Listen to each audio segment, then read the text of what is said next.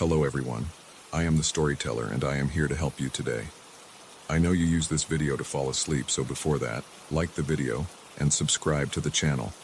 Also, where are you from and what time are you watching? Now get comfortable and relax.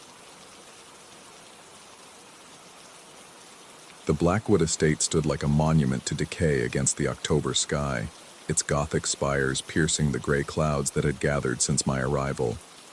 As a real estate photographer, I documented hundreds of properties, but none had made my camera feel quite so heavy in my hands. The auction house had been clear. Capture every room, every angle, every detail that might entice potential buyers. What they hadn't mentioned was the way shadows seemed to shift when I wasn't looking directly at them, or how the silence pressed against my eardrums with an almost physical weight. I pushed through the massive oak doors, their hinges protesting with a low groan that echoed through the empty foyer. Dust motes danced in the pale afternoon light filtering through tall windows, creating an ethereal haze that made the grand staircase appear to dissolve at its edges. The air tasted of old wood and something else, something metallic and stale that coated my tongue unpleasantly. My first shots were routine. Wide angles of the main hall, detail work on the carved banister, the ornate chandelier hanging like a crystalline spider from the vaulted ceiling. Through my viewfinder, everything appeared normal, predictable even. It wasn't until I reviewed the images on my camera's LCD screen that I noticed it. A blur of gray, vaguely human in shape, standing just behind and to the left of where I'd been positioned. The figure was indistinct, as if caught mid-movement or shrouded in fog, but unmistakably present in every frame I'd taken. I felt my pulse quicken as I scrolled through the images. Each photograph contained the same anomaly, always behind me, always just outside my peripheral vision, always that same nebulous form wrapped in what looked like vapor or smoke. My rational mind suggested camera malfunction, lens condensation, or tricks of the light. But the consistency of the appearance unsettled me more than I cared to admit. Moving to the library, I tried different settings, cleaned my lens meticulously, even switched to a backup camera. The room was a photographer's dream. Floor-to-ceiling bookshelves, leather-bound volumes, and filtered sunlight creating dramatic shadows across Persian rugs. Yet as I worked, I felt increasingly watched, as if unseen eyes tracked my every movement. The sensation intensified when I discovered that the new photos showed the same gray presence, now appearing closer, more defined. In one image, I could almost make out facial features, the suggestion of hollow cheeks, deep-set eyes, and what might have been a thin smile. My hands began to tremble slightly as I continued through the house. Each room yielded beautiful shots marred by that persistent, impossible figure. In the dining room, it stood beside the mahogany table. In the conservatory, it lingered among the dead plants. In the master bedroom, it seemed to lean over the antique four-poster bed with what appeared to be curiosity or longing.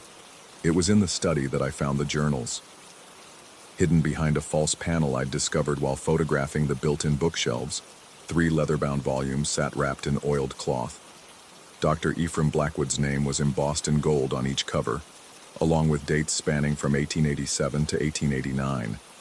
Against my better judgment, I opened the first volume. The handwriting was precise, scientific, but the content made my skin crawl. Dr. Blackwood had been conducting what he called spectral photography, attempting to capture and bind human souls using chemical processes and arcane rituals. His notes described experiments with silver plates treated with strange compounds, exposure times calculated according to lunar phases, and subjects who had volunteered for his research. The boundary between the visible and invisible realms, he wrote, is far thinner than modern science acknowledges. With the proper techniques, one can not only observe the spiritual essence but trap it, preserve it, study it indefinitely. As afternoon gave way to evening, I found myself compulsively reading. Blackwood's final entries grew increasingly frantic. His last successful subject, a man named Thomas Ashford, had apparently become problematically adherent to the photographic process.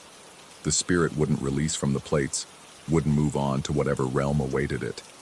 Instead, it had begun manifesting around anyone who entered the laboratory with photographic equipment. It seeks to complete the binding, Blackwood wrote in his final legible entry.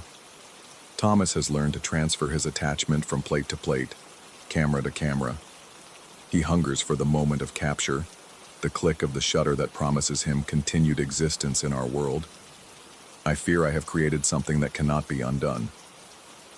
The final pages were nearly illegible, the handwriting deteriorating into desperate scrawls about failed exorcisms and abandoned experiments. The last entry was a single line. It follows the lens now. God help whoever next aims a camera in this house. Darkness had fallen while I read, and the mansion around me seemed to pulse with new meaning. Every creak of settling wood, every whisper of wind through broken seals, felt charged with possibility and threat. I gathered my equipment, suddenly desperate to leave, but found myself drawn back to my camera's memory. The most recent photos showed the figure with startling clarity. No longer a gray blur, Thomas Ashford, for I was now certain that's who it was, appeared as a gaunt man in period clothing, his eyes fixed directly on the camera lens with an expression of desperate hunger. In the final image, taken just before I'd found the journals, he appeared to be reaching toward the camera, his fingers nearly touching the frame's edge. I should have left then. Every instinct screamed at me to pack my gear and flee, but something kept me rooted in place. Perhaps it was professional obligation, or maybe simple curiosity, but I found myself raising the camera again, aiming it at the empty air where I felt his presence most strongly. The viewfinder showed nothing unusual, just the study's bookcases and shadows. But when I pressed the shutter, the flash illuminated something that made my breath catch. For just an instant, I saw him clearly, not through the camera, but with my own eyes. Thomas Ashford stood 3 feet away, his mouth open in what might have been speech or a silent scream, his hands stretched toward me in supplication or threat. The flash faded, plunging the room back into darkness, but I could still feel him there, closer now. The temperature around me seemed to drop several degrees, and my breath began forming small clouds in the suddenly frigid air. I lowered the camera with shaking hands and checked the image. There he was, clearer than ever, but something had changed. The hunger in his expression had been replaced by something else. Recognition, perhaps, or satisfaction. And behind him, barely visible in the photograph's background, stood another figure, then another, and another. My stomach lurched as I realized what I was seeing. Dr. Blackwood's other subjects, all trapped in the same liminal space, all drawn to the camera's promise of existence. They stood in a crowd behind Thomas, their faces bearing the same desperate hope, the same terrible need. I fumbled for the journals again, searching for some indication of how to break the binding, how to release them from whatever photographic purgatory they inhabited. But as I read by the camera's LCD glow, I began to understand the horrible truth. There was no release. Blackwood had tried everything, destroying the original plates, burning his equipment, even attempting to photograph empty rooms to dilute their presence. Nothing worked. The spirits had learned to transfer themselves, to exist in the space between reality and image, feeding off the moment of capture, growing stronger with each photograph taken in their presence. And I had been feeding them all day. The realization hit me like a physical blow. Every click of my shutter had been an invitation, every flash a doorway. I had been strengthening their connection to this world, making them more real, more permanent. The photos weren't just capturing their presence, they were creating it. I heard movement in the hallway outside the study, the soft shuffle of feet that shouldn't exist. When I looked up from the journal, I saw them reflected in the study's dark windows, not just Thomas, but all of them, standing in a loose circle around my position. Their faces were clearer now, more solid, as if my photographs had been slowly developing them back into existence. The camera in my hands felt suddenly hot, its metal body warming against my palms despite the room's growing chill. The LCD screen flickered, displaying images I hadn't taken, shots of the empty mansion from impossible angles, as if the camera were moving through the halls on its own, documenting every shadow, every corner where the spirits might hide. I tried to turn the camera off, but the power button wouldn't respond. The device seemed to have developed a will of its own, the lens adjusting focus with tiny mechanical whispers, the flash charging with an electronic whine that grew louder and more insistent. The spirits pressed closer, their forms gaining substance with each passing moment. I could see individual details now, the texture of their period clothing, the lines etched by suffering on their faces, the way their eyes reflected the camera's glow like those of nocturnal animals. Thomas stepped forward, his mouth moving in silent words I couldn't hear but somehow understood. He was trying to tell me something about the ritual, about the way out, but his voice existed in a frequency my ears couldn't access. Only the camera could bridge that gap, could translate his spectral communication into something comprehensible. Against every rational thought, I raised the camera again. This time, when I looked through the viewfinder, I could see not just the spirits, but the traces of Blackwood's laboratory, equipment that had been removed decades ago, phantom tables and instruments overlaying the study's current arrangement like a double exposure. I pressed the shutter. The flash erupted with blinding intensity, far brighter than any I'd ever seen. In that moment of illumination, I saw everything. The complete ritual circle drawn in substances that had long since been cleaned away, the positioning of cameras and plates that no longer existed, and Thomas at the center of it all, finally able to speak. "Break the cameras," his voice echoed in my mind, clear as if he'd spoken directly into my ear. "All of them, before dawn, or we all become permanent." The flash faded, leaving me blinking in the darkness. When my vision cleared, the spirits were gone, but I knew they weren't far. They were inside the camera now, waiting, contained but not released. The LCD screen showed the last image I'd taken, but the figures in it were moving, pacing back and forth within the frame's confines like caged animals. I looked at my watch. 11:47 p.m. Dawn was still hours away, but I could feel time pressing against me like a physical weight. The camera was growing warmer in my hands, its electronic components humming with energy that shouldn't have been possible.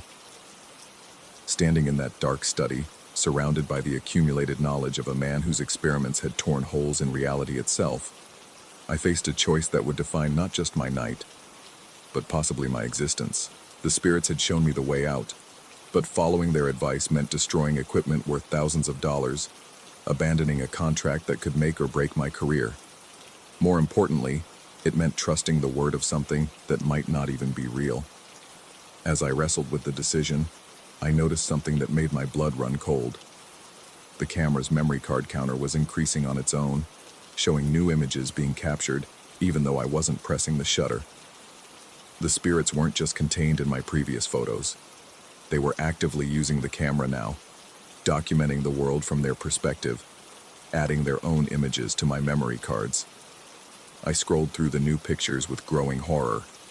They showed the mansion from impossible angles, shots taken from inside walls, from beneath floorboards, from perspectives that no living photographer could achieve.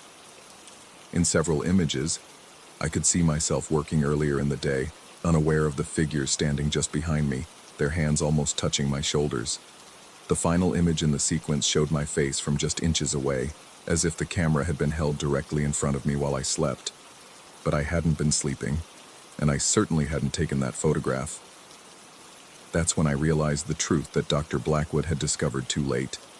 The spirits weren't trapped in the photographs. They were the photographers now, using any camera in their presence to document their expanding reality, to pull more of themselves into the visible world with each captured image. And I was no longer the one in control of the camera.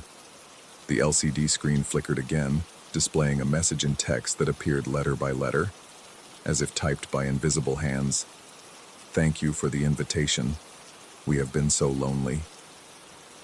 Outside, the first pale hints of dawn were beginning to touch the horizon. I had perhaps an hour before sunrise, before whatever process Blackwood had started reached its completion. The camera was no longer warm. It was burning hot, its plastic casing beginning to soften under my fingers. I made my choice.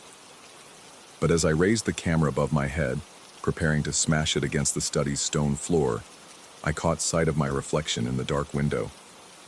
Standing behind me, clearer than they'd ever been, were dozens of figures in period dress. and they were all smiling. The camera slipped from my suddenly numb fingers, clattering to the floor without breaking. As I bent to retrieve it, I noticed something that made my heart stop completely. My reflection in the window was beginning to flicker, becoming translucent around the edges, taking on the same ethereal quality as the spirits that surrounded me. I looked down at my hands and watched them fade slightly, then solidify, then fade again, as if my very existence was becoming negotiable. The camera lay at my feet, its LCD screen now showing a live feed of the room from an angle that suggested it was floating several feet above the floor. In the image, I could see myself standing among the spirits, but I was no longer distinguishable from them. We were all the same gray, all the same desperate hunger made visible. I reached for the camera one last time, but my fingers passed through it like smoke. Dawn was breaking through the windows, painting the study in shades of gold and amber, but I could no longer feel the warmth of the light, could no longer hear the sounds of the waking world outside. I existed now only in the space between moments, in the pause between the shutters click and the flashes fade.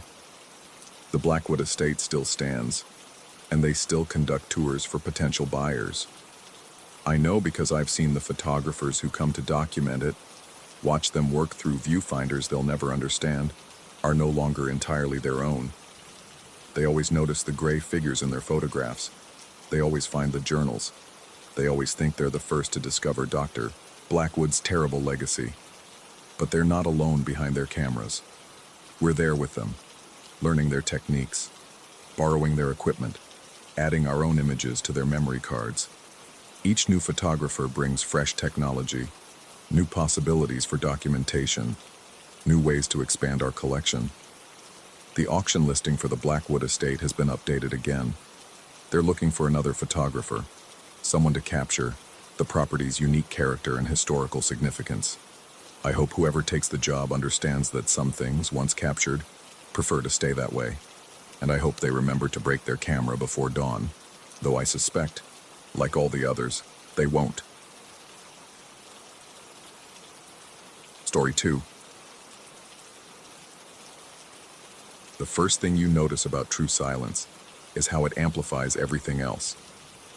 I discovered this 3 weeks after purchasing the chest at the Henderson farm auction, when the familiar rhythm of my workshop, the whisper of sandpaper against wood, the soft tick of the wall clock, even the distant hum of the refrigerator, had become as natural as breathing. But when I stopped working, when I set down my tools and let the silence settle like dust over everything, that's when the chest began to sing. Not sing exactly, more like a low thrumming, barely perceptible, as if the wood itself was vibrating at a frequency just below human hearing. The kind of sound you feel in your bones before your ears catch it. I'd been restoring furniture for 15 years, specializing in pieces with history, the kind that families reluctantly part with when estates are settled or mortgages go unpaid. The Henderson auction had been typical in its melancholy. A century-old farmhouse emptied of its memories, everything from hand-carved wardrobes to chipped china laid out under the harsh October sun for strangers to appraise and bid upon. The chest had caught my eye immediately. Heavy oak construction, probably mid-1800s, with brass corner guards tarnished black and a patina that spoke of decades spent in humid basements or neglected attics. The lock was broken, hanging open like a slack jaw, and the interior reeked of mildew and something else, something metallic and stale that reminded me uncomfortably of old blood. But it was the craftsmanship that sold me. Dovetail joints so precise they seemed to flow into one another, and a lid that, despite its age, still fitted with the kind of tolerance that spoke of a master carpenter. I bid $75 and felt like I'd stolen it. The first week of restoration had been routine. I'd stripped away layers of grime and neglect, revealing wood grains so beautiful it made my chest ache. The brass had polished to a warm gold, and the broken lock, a simple tumbler mechanism, was an easy fix with parts from my supplier in Philadelphia. It was while sanding the lid that I found them. Symbols, not carved exactly, but pressed deep into the wood as if burned there with a brand. They followed the grain in flowing lines that reminded me of Arabic script, though I couldn't be certain. Some resembled nautical charts I'd seen in maritime museums, compass roses and directional markers, while others defied any classification I could imagine. At first they were barely visible, shadows in the wood that only appeared under direct light at certain angles. But as I worked, removing layers of old stain and wax, they became more pronounced, more insistent. That's when the humming started. Initially, I assumed it was the old pipes in the basement workshop where I'd set up my equipment. The building had been constructed in the 1920s, and the heating system groaned and whispered constantly. But this sound was different, organic somehow, with an irregular rhythm that reminded me of breathing. I found myself working later into the evenings, partly because the symbols seemed clearer under artificial light, but mostly because I couldn't shake the feeling that the chest wanted my attention. Which was ridiculous, of course. Furniture doesn't want anything. But alone in the workshop, with only the work light creating a small circle of warmth against the darkness, I began to understand why people believed in haunted objects. The chest dominated the space now, positioned on my main workbench like an altar. The symbols seemed to shift when I wasn't looking directly at them, rearranging themselves into new configurations that made my eyes water when I tried to focus. And the humming was getting louder. By the third week, I'd stopped pretending it was the pipes. The sound came specifically from the chest, rising and falling with an almost musical quality that made my skin crawl. More disturbing was my growing certainty that the sound was trying to communicate something, not through words, but through tone and rhythm, like a language of pure emotion. It was pulling me somewhere. The realization came gradually, the way fever builds in your body until you suddenly notice you're burning up. Every time the humming started, always during those moments of perfect silence, my attention was drawn inexorably toward the floor.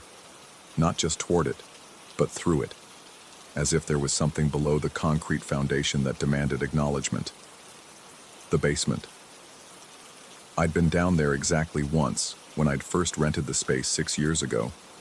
It was unfinished, bare stone walls weeping moisture, a dirt floor, and a pervasive smell of decay that made breathing unpleasant. I'd stored some surplus lumber down there initially, but the dampness had warped it beyond use, and I'd eventually moved everything upstairs.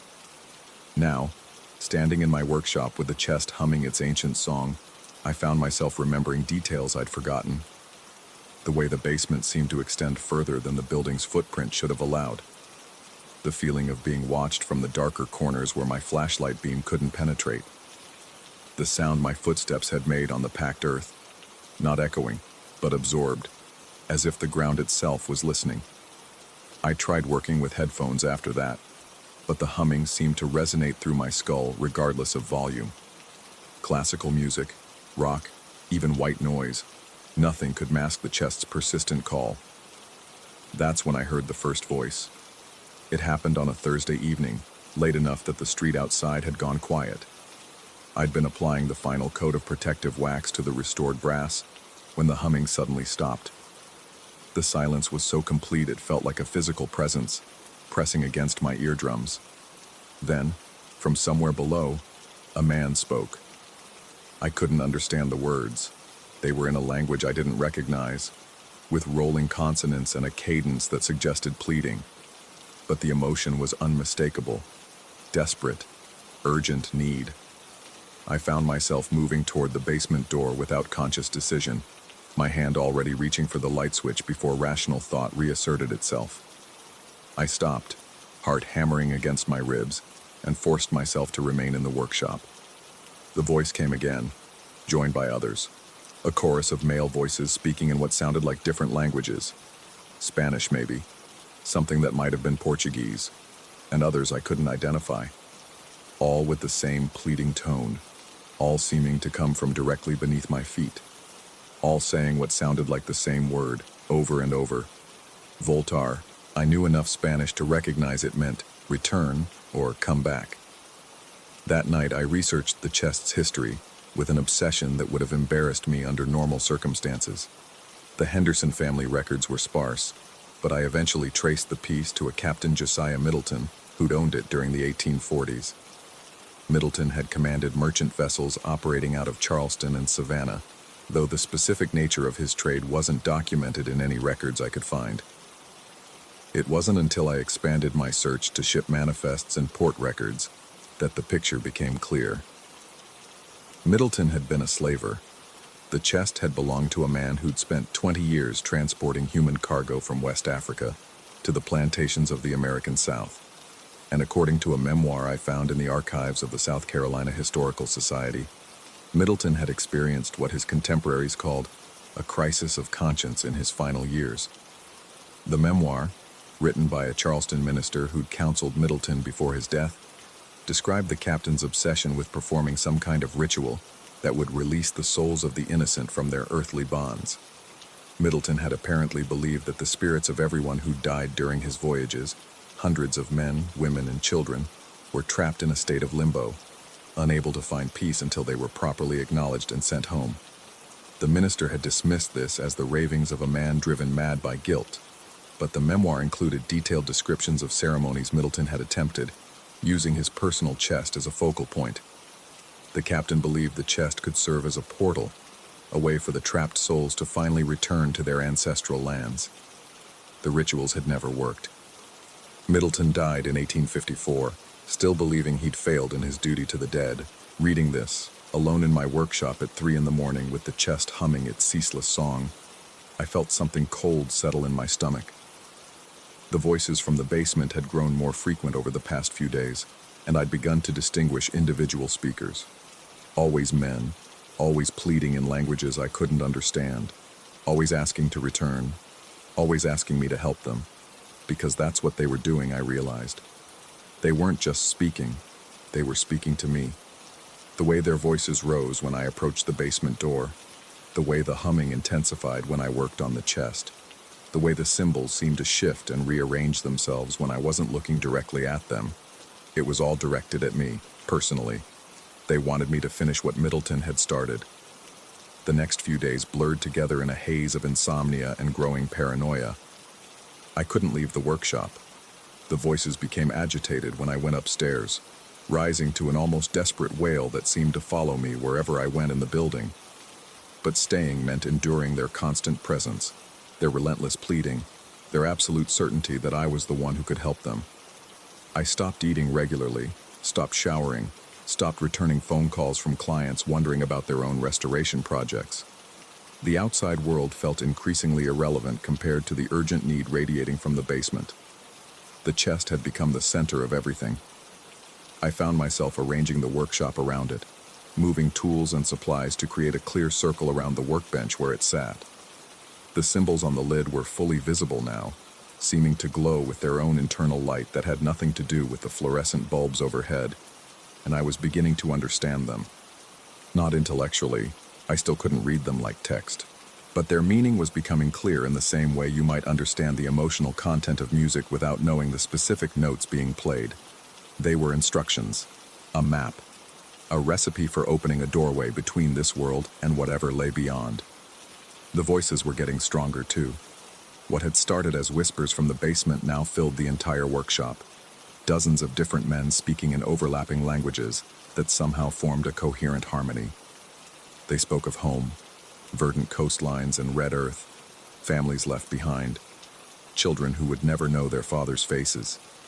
They spoke of the deep water and the weight of chains, and the endless darkness of cargo holds, where men had become numbers on a shipping manifest. And they spoke of their hope that finally, someone would finish the ritual that would let them go home. On the 7th night, I went down to the basement. Not because I'd made a conscious decision, but because the voices had become so insistent that I found myself descending the narrow stairs without memory of how I'd gotten there. The flashlight in my hand illuminated a space that seemed larger than I remembered, stretching back into shadows that swallowed the beam long before it should have reached the far wall. The voices were louder here, coming from the packed earth floor as if dozens of men were buried just beneath my feet. I could hear them clearly now. Individual words, phrases, entire sentences in languages that my conscious mind didn't recognize, but that some deeper part of me understood perfectly. They were giving me instructions. The chest, they explained, needed to be brought down here, to this liminal space between the world of the living and whatever lay beyond. The symbols needed to be activated, not by reading them, but by pressing my hands against them while speaking the words they were teaching me, words in languages I'd never learned but somehow knew, words that would open the door they'd been waiting over a century to walk through. I climbed back upstairs and stared at the chest, my hands shaking with exhaustion and something that might have been anticipation.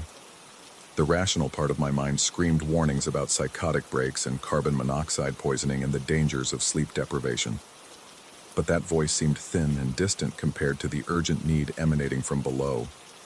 The men in the basement weren't asking for much, just acknowledgement. Just the chance to go home after more than a century of waiting. Just someone to finish what Captain Middleton had started and failed to complete. Just someone to care enough about their suffering to act. I picked up the chest. It was heavier than it should have been, as if it contained more than just empty space and old wood. The symbols under my hands seemed to pulse with warmth, and the humming that had started this entire ordeal now filled my head with such intensity that I could barely think. But I could feel them. Dozens of souls pressing close, guiding my movements, whispering encouragement as I carried their only hope toward the basement stairs.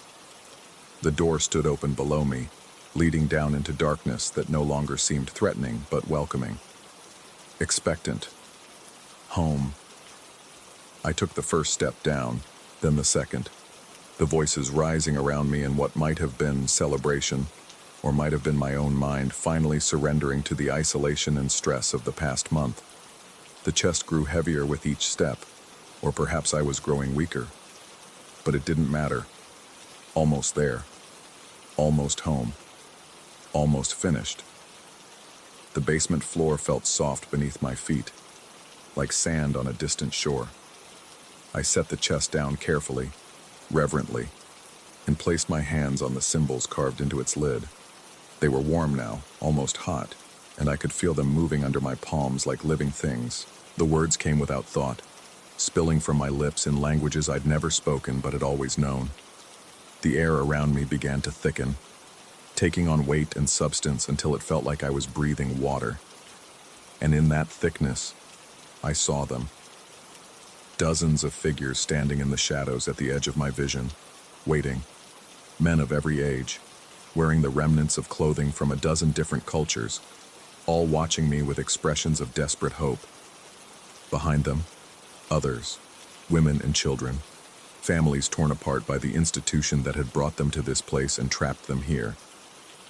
They reached toward me with hands that cast no shadows, spoke to me with voices that made no sound, pleaded with me to complete the ritual that would set them free. I pressed harder against the symbols, spoke the words faster, felt the chest begin to vibrate beneath my hands as something fundamental about the space around me began to change. The boundary between here and there was thinning, becoming permeable, allowing passage for souls that had been denied rest for far too long. The chest opened. Not physically. The lid remained closed beneath my hands. But something inside it opened, creating a passage that I felt rather than saw.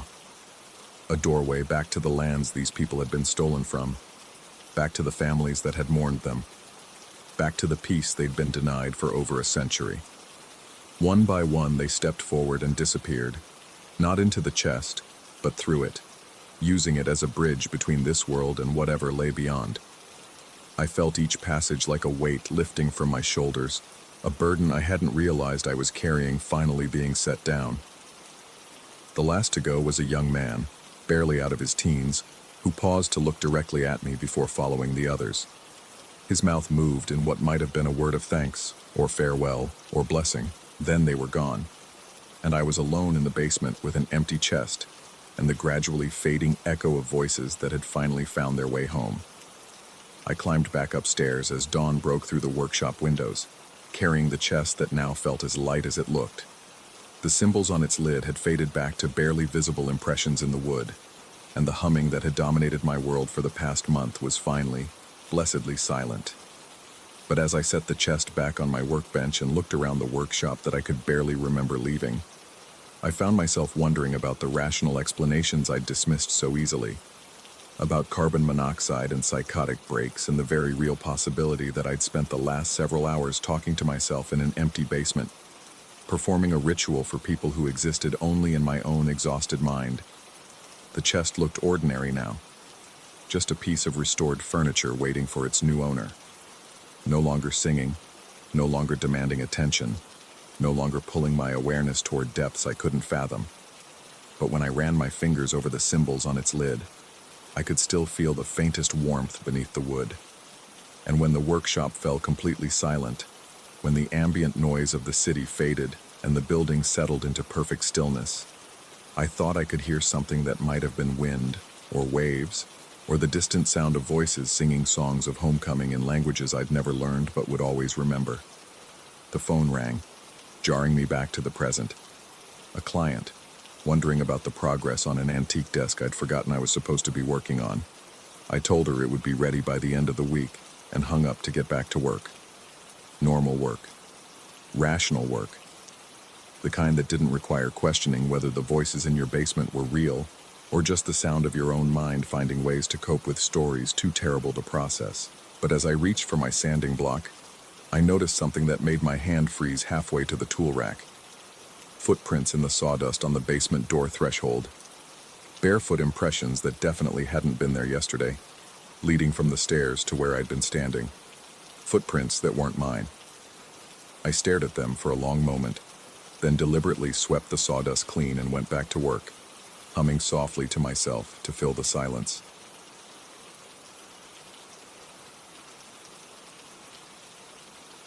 Story 3.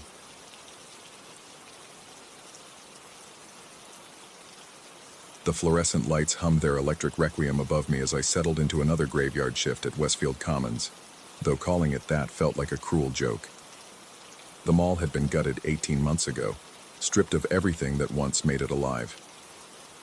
Now I patrolled empty storefronts and hollow corridors, watching over nothing more than dust and memories that belonged to other people. My name is Marcus, and I've been the night security guard here for 6 weeks. The job pays well enough to keep me from asking too many questions about why anyone would need security for a place that held nothing worth stealing. The management company's instructions were simple: patrol every 2 hours, monitor the camera feeds, and report anything unusual. What they didn't mention was how the silence could crawl under your skin like a living thing. The security office sat in what used to be the mall's administrative center, a cramped room lined with monitors displaying feeds from cameras scattered throughout the building. Most showed the same thing night after night: empty corridors bathed in the sickly glow of emergency lighting, vacant storefronts with their metal gates pulled down like closed eyelids. The images flickered occasionally, probably from outdated equipment, but nothing that seemed worth mentioning in my reports. That changed on a Tuesday night in October. I was nursing my third cup of coffee when movement on monitor 7 caught my eye. The screen showed Corridor 9B, a service hallway that ran behind what used to be the food court. A figure moved across the frame, tall, wearing what looked like a hooded jacket or coat that obscured any identifying features. The person walked with purpose, as if they knew exactly where they were going. My radio crackled to life as I reached for it. The dispatcher's voice seemed unusually distant when I reported the possible intruder. She told me to investigate but advised caution, reminding me that the building had multiple entry points that weren't always secure. I grabbed my flashlight and headed out, leaving the monitors behind. Corridor 9B lay in the mall's northeastern section, accessible through a maintenance door behind the defunct Sparrow. The journey there took me through the main concourse, past shops that had been stripped bare, but still bore the ghostly outlines of their former signage. My footsteps echoed in the vast space, creating a rhythm that seemed to follow me rather than originate from my movement. When I reached the corridor, it was empty. I swept my flashlight beam across the narrow space, illuminating water-stained walls and a concrete floor marked by years of foot traffic. The air carried a musty smell, like old books mixed with something metallic that I couldn't quite identify. Nothing suggested anyone had been there recently. I was about to head back when I noticed something odd about the wall at the corridor's far end. What I had initially taken for a shadow appeared to be an alcove or doorway, though my flashlight couldn't penetrate its depths. I approached slowly, my shoes scuffing against the concrete with sounds that seemed too loud in the confined space. The alcove was deeper than it appeared, extending back into darkness that my light couldn't fully reach. More troubling was the feeling that I was looking at something that shouldn't exist. The building's blueprints, which I'd studied during my orientation, showed corridor 9B ending at a solid wall. Yet here was clear evidence of space beyond that supposed barrier.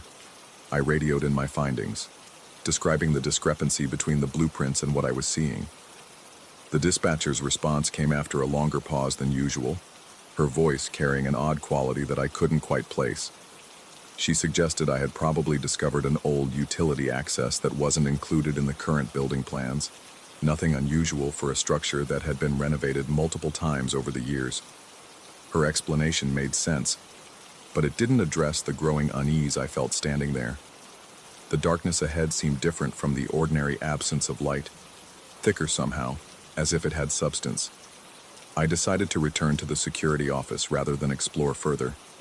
Back among the monitors, I immediately checked the feed from corridor 9B. The screen showed the same empty hallway I had just left, but something felt wrong about the image. The perspective seemed slightly off, as if the camera had been moved a few degrees since my last viewing. I made a note to check the camera mountings during my next patrol. The rest of the shift passed without incident, but I found myself returning repeatedly to Monitor 7, watching for any sign of movement. The corridor remained static and empty, yet I couldn't shake the feeling that I was missing something important, that the camera was somehow failing to capture what was really there. The next night brought a repeat performance. The same figure appeared on the monitor at almost exactly the same time, moving through corridor 9B with that same purposeful stride. This time, I was ready, having positioned myself closer to the corridor before the appointed hour. I reached the scene within minutes of spotting the movement, but again found nothing except empty space and that troubling alcove that shouldn't exist. The pattern continued for the next several nights. The hooded figure would appear on the monitor. I would rush to investigate and I would find nothing. Each time, the image quality seemed to degrade slightly, as if the camera was aging in fast forward. Static began creeping into the feed, creating momentary distortions that made it difficult to discern details about the mysterious person. It was during my second week of these nightly encounters that the radio transmissions began. I had just returned from another fruitless chase when my radio erupted with voices that definitely weren't coming from our dispatch center. The signal was weak and shot through with static, but I could make out fragments of what sounded like emergency broadcasts. The voices carried the formal, clipped tones of professional radio announcers, though they used terminology and speaking patterns that seemed oddly dated. The clearest transmission I managed to record came through during my third week. Reports continued to come in regarding the mass disappearances at the Westfield Commons location. Officials are asking residents to avoid the area while emergency services conduct their search operations. The missing persons were last seen entering the building's lower levels, which appear to have been part of the original civil defense structure. The broadcast cut off abruptly, leaving only the normal static of an empty channel. I played back the recording several times, trying to parse its meaning. The reporter had mentioned Westfield Commons specifically, but referred to it as if the mall was still operational. More puzzling was the reference to missing persons and lower levels that didn't appear on any of the building plans I had access to. I decided to research the building's history during my off hours. What I discovered in the city planning office's archives explained much while raising even more disturbing questions. Westfield Commons had indeed been built on the foundation of a Cold War-era fallout shelter, constructed in the late 1950s and abandoned when the civil defense program was scaled back in the 1970s. The mall's construction in the early 1980s had incorporated some of the existing underground infrastructure, though the exact details were obscured by decades of bureaucratic record-keeping. More troubling were the newspaper clippings I found from 1973. A series of articles described a string of disappearances centered around the abandoned shelter site. 17 people had vanished over a period of 3 months, all last seen in the vicinity of what would eventually become the mall. The investigation had gone nowhere, with police reports describing the shelter as thoroughly searched and structurally sound. The disappearances stopped as abruptly as they had begun, leaving behind only questions and grieving families. Armed with this new knowledge, I approached my next shift with a mixture of dread and determination. The hooded figure appeared right on schedule, moving through corridor 9B with what now seemed like familiar routine. But instead of immediately rushing to intercept them, I decided to observe more carefully, studying the monitor for details I might have missed. The figure moved differently than I had initially thought. Rather than walking through the corridor, they seemed to be guiding something or someone else, gesturing toward areas off camera with movements that suggested communication or instruction. Most unsettling was the realization that their path didn't follow the corridor's actual layout. They moved as if navigating a space larger and more complex than what I knew existed. This time, when I went to investigate, I brought additional equipment: a second flashlight, my smartphone with its camera and voice recorder activated, and a crude map I had sketched of the area. I also made sure to announce my movements over the radio, creating an audio record of my activities. Corridor 9B was empty as always, but the mysterious alcove seemed different. The darkness beyond appeared less absolute, and I thought I could detect the faintest suggestion of air movement, as if there were open space ahead. I approached the threshold slowly, my flashlight beam probing the shadows. What I saw defied everything I thought I knew about the building's layout. The alcove opened onto a much larger space, a room or corridor that extended well beyond the range of my light. The walls appeared to be constructed from older materials, rough concrete and exposed rebar that looked nothing like the mall's modern construction. The air carried a different smell too, earthier and more humid, with undertones that reminded me of old basements and forgotten places. I was about to step through the threshold when my radio erupted with another transmission, this one clearer than any previous broadcast. All personnel are advised that the lower evacuation routes remain active. Citizens reporting to the shelter should proceed directly to Assembly Point Charlie via the northeastern access tunnel. Do not attempt to use the main entrances, which have been compromised. Emergency services are standing by to assist with the relocation process. The voice had the authoritative tone of an official emergency broadcast, but its content made no sense in the context of an abandoned shopping mall. More disturbing was the timestamp that appeared on my radio's display. The transmission was supposedly being received from a frequency that hadn't been in use since the early 1970s. I backed away from the alcove, my unease now approaching outright fear. The space beyond that threshold felt wrong in ways I couldn't articulate, as if it existed in violation of basic principles of architecture and physics. Yet the radio transmission suggested that someone or something was treating it as an active emergency facility, directing people to locations that shouldn't exist. Over the following nights, the pattern intensified. The hooded figure appeared more frequently, sometimes multiple times per shift. The radio transmissions became more detailed and urgent, describing evacuation procedures and emergency protocols for a facility that had been abandoned for decades. Most troubling of all, I began to notice that the transmissions seemed to be responding to my presence, as if some invisible authority was aware of my investigations. The breaking point came during my 4th week on the job.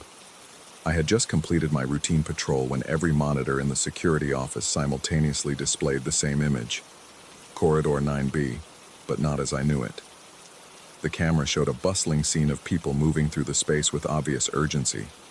They wore clothing from an earlier era, heavy coats and formal wear that looked distinctly 1970s in style.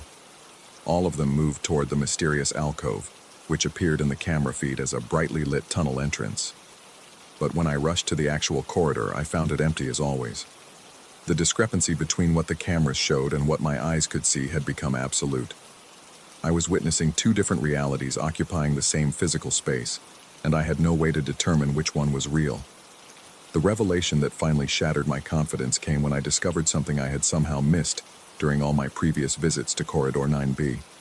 Carved into the wall beside the alcove, barely visible in the beam of my flashlight, were dozens of names and dates.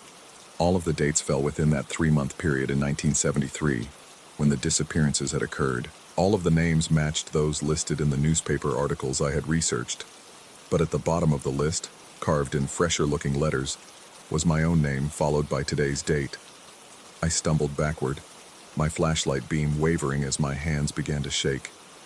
The radio crackled to life one final time, the transmission clearer than ever. Security personnel Marcus Reynolds. Please report to Assembly Point Charlie for immediate evacuation. The shelter protocols are now in full effect. Please proceed to the northeastern access tunnel without delay. I ran. I ran through empty corridors and past vacant storefronts, my footsteps echoing in the hollow spaces like gunshots. Behind me, I could hear other footsteps keeping pace, though when I looked back I saw nothing but darkness. The security office felt like sanctuary when I finally reached it, though even there the monitors showed things that couldn't be real. Crowds of people moving through corridors I knew to be empty, emergency lights flashing in spaces that had no power, the hooded figure standing in the doorway of the office itself, gesturing for me to follow. I've been sitting here for hours now, afraid to leave, afraid to stay. The radio continues its impossible broadcasts, describing an evacuation that ended 40 years ago, but somehow continues in the present. The monitors show a building full of people who aren't there, or perhaps I'm the one who isn't there, watching from some space between what was and what is. The thing that terrifies me most is not the supernatural impossibility of what I'm experiencing, but the growing certainty that it all makes perfect sense. The hooded figure isn't a ghost or hallucination. It's a guide, doing exactly what it was trained to do in 1973, when the shelter's emergency protocols were activated for reasons that were never recorded in any official documents. It's still doing its job, leading people to safety in a facility that was never officially closed because the emergency never officially ended. The question that haunts me as I write this report is simple. Am I witnessing the past bleeding through into the present, or have I somehow slipped backward into an event that never fully concluded? The people who disappeared in 1973, were they evacuated to safety in a shelter that exists outside normal time and space? Or are they still there, waiting in assembly points that exist in the margins between what is real and what is necessary? I don't know if anyone will read this report. I don't know if my radio calls are reaching a dispatcher in the present day or being recorded by emergency services that were disbanded decades ago. What I do know is that the hooded figure is standing behind me now, visible in the reflection on my monitor screen even though the camera shows an empty office. It's holding out its hand in a gesture that is unmistakably an invitation. The radio is speaking my name again, directing me to Assembly Point Charlie. The northeastern access tunnel is waiting. The emergency protocols are in full effect, and I am the only one left who hasn't reported for evacuation. Maybe it's time I stopped running from whatever this is and accepted that some emergencies don't end just because the calendar pages turn. Maybe the only way out of this nightmare is to follow the guide who has been trying to help me all along, to trust in procedures that were designed to save lives even when those lives exist in times and places that shouldn't be possible. I can hear them now, all of them. The voices of people who found their way to safety in a shelter that exists everywhere and nowhere, in a time that was and is and always will be 1973. They're calling my name, welcoming me home to a place I've never been, but somehow always known was waiting. The hooded figure is patient. It has been patient for 50 years. It will wait as long as necessary for me to understand that the evacuation isn't over, that it can never be over, that somewhere beneath the abandoned shopping mall, and the empty corridors, and the broken dreams of American commerce, the shelter protocols remain in effect, and the people who followed them remain safe. All I have to do is follow the guide. All I have to do is step through the threshold. All I have to do is report to Assembly Point Charlie and join the evacuation that never ends, because the emergency that started it never truly began. The monitors are showing me the way. The radio is calling my name. The hooded figure is waiting. It's time to go home. Story 4.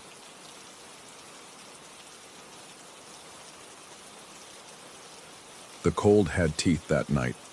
I'd been driving the same route through Santa Catarina's highlands for 12 years, hauling freight between Sao Paulo and Porto Alegre. But I'd never felt winter bite like this. The thermometer on my dashboard read -8 Celsius, and the wind outside howled with the voice of something hungry. My breath fogged the cabin despite the heater running full blast, and frost crept along the edges of my windshield like searching fingers. The smart thing would have been to push through to the next truck stop, but exhaustion weighed heavier than common sense. My eyes burned from staring at the endless ribbon of asphalt, and the caffeine pills I'd swallowed hours ago had worn off, leaving me jittery and hollow. When I spotted the familiar pull-off area, a small gravel lot carved into the mountainside where drivers sometimes caught a few hours of sleep, I knew I had to stop. I killed the engine, and silence crashed over me like a wave. Not the peaceful quiet of a sleeping world, but something deeper, more absolute. Even the wind seemed to hold its breath. I tilted the seat back, pulled my jacket tighter, and closed my eyes. But sleep wouldn't come. The cold seeped through the metal walls of my cab, and with it came something else, a presence that made the hair on my arms stand upright. When I opened my eyes an hour later, my windshield had transformed into a canvas of impossible art. Ice crystals covered the glass in intricate patterns that defied explanation. These weren't the random formations I'd seen countless times before, spiderwebs of frost spreading from the edges, or the delicate fern-like structures that bloomed overnight on winter windows. These symbols had purpose, intention. They formed lines and curves that mapped out roads, intersections, and landmarks with surgical precision. The frost had drawn me a route. I sat up, heart hammering against my ribs, and wiped my eyes with the back of my hand. The patterns remained, clear as highway signs. The ice had traced a path that diverged from the main highway about 5 kilometers ahead, winding through side roads I'd never noticed before, leading to what looked like a dead end deep in the mountains. At the terminus of this frozen map, a circular symbol pulsed with an inner light that couldn't be explained by reflected moonbeams. The rational part of my mind scrambled for explanations. Condensation patterns, temperature differentials, the way streetlights might create optical illusions on frost-covered glass. But my gut knew better. This was something else entirely. I started the engine, and the heater's warm breath began erasing the edges of the ice map. Panic seized me as I watched hours of intricate work dissolving before my eyes. Without thinking, I grabbed my phone and snapped photos, but the camera couldn't capture what I saw. The screen showed only ordinary frost patterns, meaningless and random. The smart thing would have been to drive away, get back on the highway, find the next truck stop, grab coffee and forget this ever happened. Instead, I put the truck in gear and headed for the main road, my eyes locked on the remaining portions of the ice route as they slowly melted away. 5 kilometers down the highway, exactly where the frost map indicated, I found the turnoff. A narrow paved road I'd somehow missed in 12 years of driving this route, marked by a sign so weathered I couldn't read it in the darkness. The pavement looked newer than it should have, as if it had been recently laid but artificially aged. I pulled over and consulted my GPS, but the device showed nothing. No road, no path, just empty mountain terrain where I could clearly see asphalt disappearing into the trees. That should have been my second warning to turn around. I steered onto the side road anyway, drawn by a compulsion I couldn't name. The truck's headlights carved a tunnel through the darkness, illuminating pine trees that stood like silent sentinels on either side. The road curved and twisted with unnatural smoothness, as if it had been designed by someone who understood the mountain's secrets. My GPS continued to insist I was driving through solid rock and forest, the little arrow of my position floating in a void of digital confusion. 20 minutes into the journey, I noticed something wrong with my mirrors. The rear view showed the road behind me, but it wasn't the same road I'd just traveled. Ice covered the asphalt in sheets so thick they gleamed like black glass. Snow fell in the reflected world, though my windshield remained clear. And there, following about 100 meters behind, was my own truck, identical down to the rust spot on the passenger door and the crooked number on my license plate. I pressed the brake and watched my doppelganger's headlights approach. The mirror truck never slowed, never swerved, just continued its steady pursuit through the frozen landscape that existed only in the reflection. When I accelerated, it maintained the same distance, neither gaining nor falling behind. When I checked my side mirrors, they showed the same impossible scene, a winter wasteland where my phantom double navigated roads of ice. The strangest part wasn't the truck itself, but what was missing from it. The cab rode empty, no shadow of a driver visible through the windshield. My ghostly twin piloted itself through the mirror world's blizzard with mechanical precision, as if it knew exactly where it was going. I tried rolling down the window to get a different perspective, but the glass wouldn't budge. The handle turned freely, but the mechanism seemed frozen solid. When I checked the temperature gauge, it showed the cabin was a comfortable 22 degrees, yet my breath continued to fog, and ice crystals began forming on the inside of the windows. The road curved sharply to the left, and I followed it around a steep mountainside. Below, the valley spread out like a black ocean, dotted with lights that didn't belong to any towns I knew. The settlements formed patterns too regular for random development. Perfect geometric shapes that pulsed with the same ethereal glow I'd seen in the frost map. When I blinked, the lights shifted positions, rearranging themselves into new configurations before settling back into their impossible symmetry. I reached for my radio to call for help, but static filled the airwaves. No familiar trucker chatter, no late-night radio shows, just white noise that almost sounded like voices speaking in a language I didn't recognize.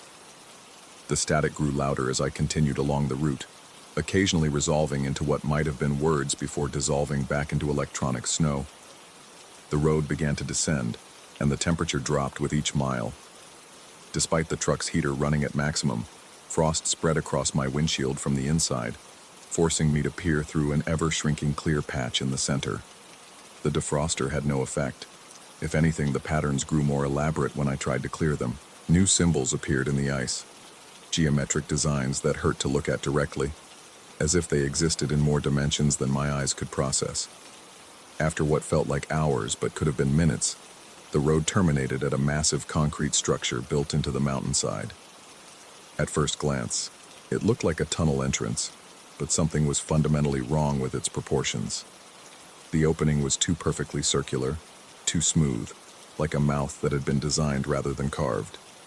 Rails emerged from the darkness within, not modern railroad tracks, but something older, constructed from metal that gleamed with an oily, rainbow sheen. A sign beside the entrance bore text in Portuguese, but the letters kept shifting whenever I tried to read them directly. From the corner of my eye, I could make out fragments, entrada proibida, and perigo, and other warnings that rearranged themselves into new combinations before I could comprehend their full meaning. Below the text, symbols matched those that had appeared in the frost on my windshield, spirals and angles that seemed to twist deeper into themselves the longer I stared. I parked the truck and climbed down from the cab, immediately regretting the decision. The cold outside wasn't just bitter, it was alive. It moved through my clothes like searching hands, finding every gap in my defenses and exploiting it. My lungs burned with each breath, and the air tasted of metal and something else, something organic and wrong. The tunnel mouth exhaled a wind that defied the laws of physics. Instead of the stale, musty air I'd expect from an abandoned railway, this breeze carried scents of pine forests and spring rain, impossibly fresh for a passage carved through solid rock. The contrast with the brutal winter surrounding me made no sense, but neither had anything else since I'd first seen the ice route. I approached the entrance, my footsteps echoing off the concrete walls with too much resonance, as if the sound was being amplified and distorted by the tunnel's geometry. The railroad tracks extended into darkness so complete my flashlight couldn't penetrate it. They ran perfectly straight, disappearing into a void that seemed to swallow light itself. Behind me, I heard the familiar rumble of a diesel engine and turned to see my truck driving away. Not being driven, driving itself. The headlights swept across the trees as it navigated the curves with inhuman precision, heading back toward the main highway without a driver's hand on the wheel. I ran after it, shouting into the wind, but the vehicle moved with steady determination, leaving me stranded beside the tunnel entrance. My mirror world double had somehow crossed over. I pulled out my phone to call for help, but the screen showed no signal bars and something else that made my blood freeze. The time displayed read 3:33 a.m., but according to my internal clock, I'd been driving for less than an hour since leaving the pull-off. Either my phone was malfunctioning, or I'd lost several hours somewhere along the ice route. Worse still, when I checked my photo gallery for the pictures I'd taken of the frost map, I found something that shouldn't exist. The images were there, but they didn't show my windshield. They showed the tunnel entrance, taken from exactly where I now stood, as if I'd photographed this place hours before I'd arrived. In the pictures, a figure stood silhouetted in the tunnel mouth, tall, motionless, watching the camera with patient intensity. I looked up at the actual entrance, but it remained empty, filled only with that impossible darkness and the scent of distant spring. The wind picked up, carrying voices that might have been my imagination. They spoke my name with perfect pronunciation, though I'd never heard these particular tones before. Male and female voices, young and old, all calling me toward the tunnel with gentle insistence. When I closed my eyes, I could almost make out words of comfort, promises of warmth and rest, and answers to questions I'd never known to ask. I took a step toward the entrance and felt the temperature rise noticeably. Another step, and my breath stopped fogging. The brutal cold that had been gnawing at my bones since I'd left the truck began to retreat, replaced by the mild warmth of a perfect spring evening. The scent of pine and rain grew stronger, accompanied by new fragrances. Wildflowers, fresh bread, coffee brewing somewhere in the distance. The voices grew clearer as I approached, resolving into conversations that sounded like family gatherings, holiday dinners, old friends sharing stories by a fireplace. They painted pictures of comfort and belonging that made my isolated life on the highway seem unbearably lonely. All I had to do was keep walking into the tunnel, and I could join them. I was 10 feet from the entrance, when headlights swept across the mountainside behind me. My truck had returned, engine rumbling with familiar authority. It sat where I'd parked it, exhaust visible in the frigid air, as if it had never left. The driver's door hung open, and warm light spilled from the cab onto the frozen ground. The voices in the tunnel grew urgent, no longer inviting, but demanding. The spring warmth turned aggressive, pulling at my clothes and hair with invisible hands. The scent of flowers became cloying, too sweet, tinged with something rotten underneath. I ran for the truck and threw myself behind the wheel, slamming the door and hitting the gas before I could think. The engine roared, and we shot away from the tunnel entrance like a cork from a bottle. In my rearview mirror, I saw the darkness flowing out of the opening like liquid shadow, reaching for my departing taillights with tendrils of impossible geometry. The drive back to the main highway passed in a blur of adrenaline and terror. The mirror world version of the road showed normal asphalt now. No ice, no phantom truck. Just ordinary reflections of ordinary trees. My GPS flickered back to life as I reached the turnoff, immediately announcing my position and offering directions to the nearest truck stop. I didn't stop driving until I reached São Paulo 12 hours later, pushing through exhaustion and paranoia with chemical assistance and sheer willpower. At the depot, I filed my delivery report and submitted a request for a different route, citing mechanical problems with my GPS system. 3 weeks later, I drove past that section of highway again, on a different assignment I couldn't avoid. It was midday, bright and warm, with spring approaching and the snow long since melted. I slowed down near the 5-kilometer mark, looking for the turnoff that had led me to the tunnel.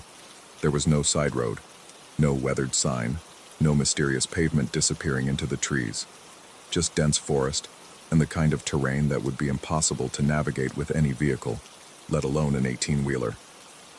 According to every map I consulted, nothing had ever been built in that area. No railroad, no tunnel, no roads of any kind. But when I got home that night and checked the photos on my phone, I found new images I hadn't taken. Dozens of them, all showing the same tunnel entrance from different angles and distances. In every picture, the figure in the opening had moved closer to the camera. In the last photo, it was close enough that I could see its face. It was mine.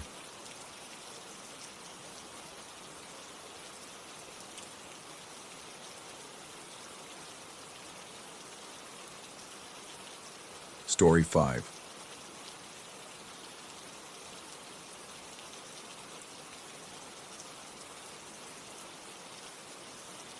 The static always came first. I'd been running KCST 104.7 for 3 years, broadcasting from the cramped studio above Murphy's Hardware on Main Street. The equipment was older than my father's fishing boat, held together with electrical tape and the kind of stubborn pride that keeps small-town radio alive. But it worked. Most nights. The phantom signal started appearing during my equipment tests, those lonely 3 a.m. sessions when I'd run diagnostics and prep for the morning show. At first, I thought it was atmospheric interference. The coast played hell with radio waves, especially during the winter storms that rolled in from the Pacific like prehistoric beasts.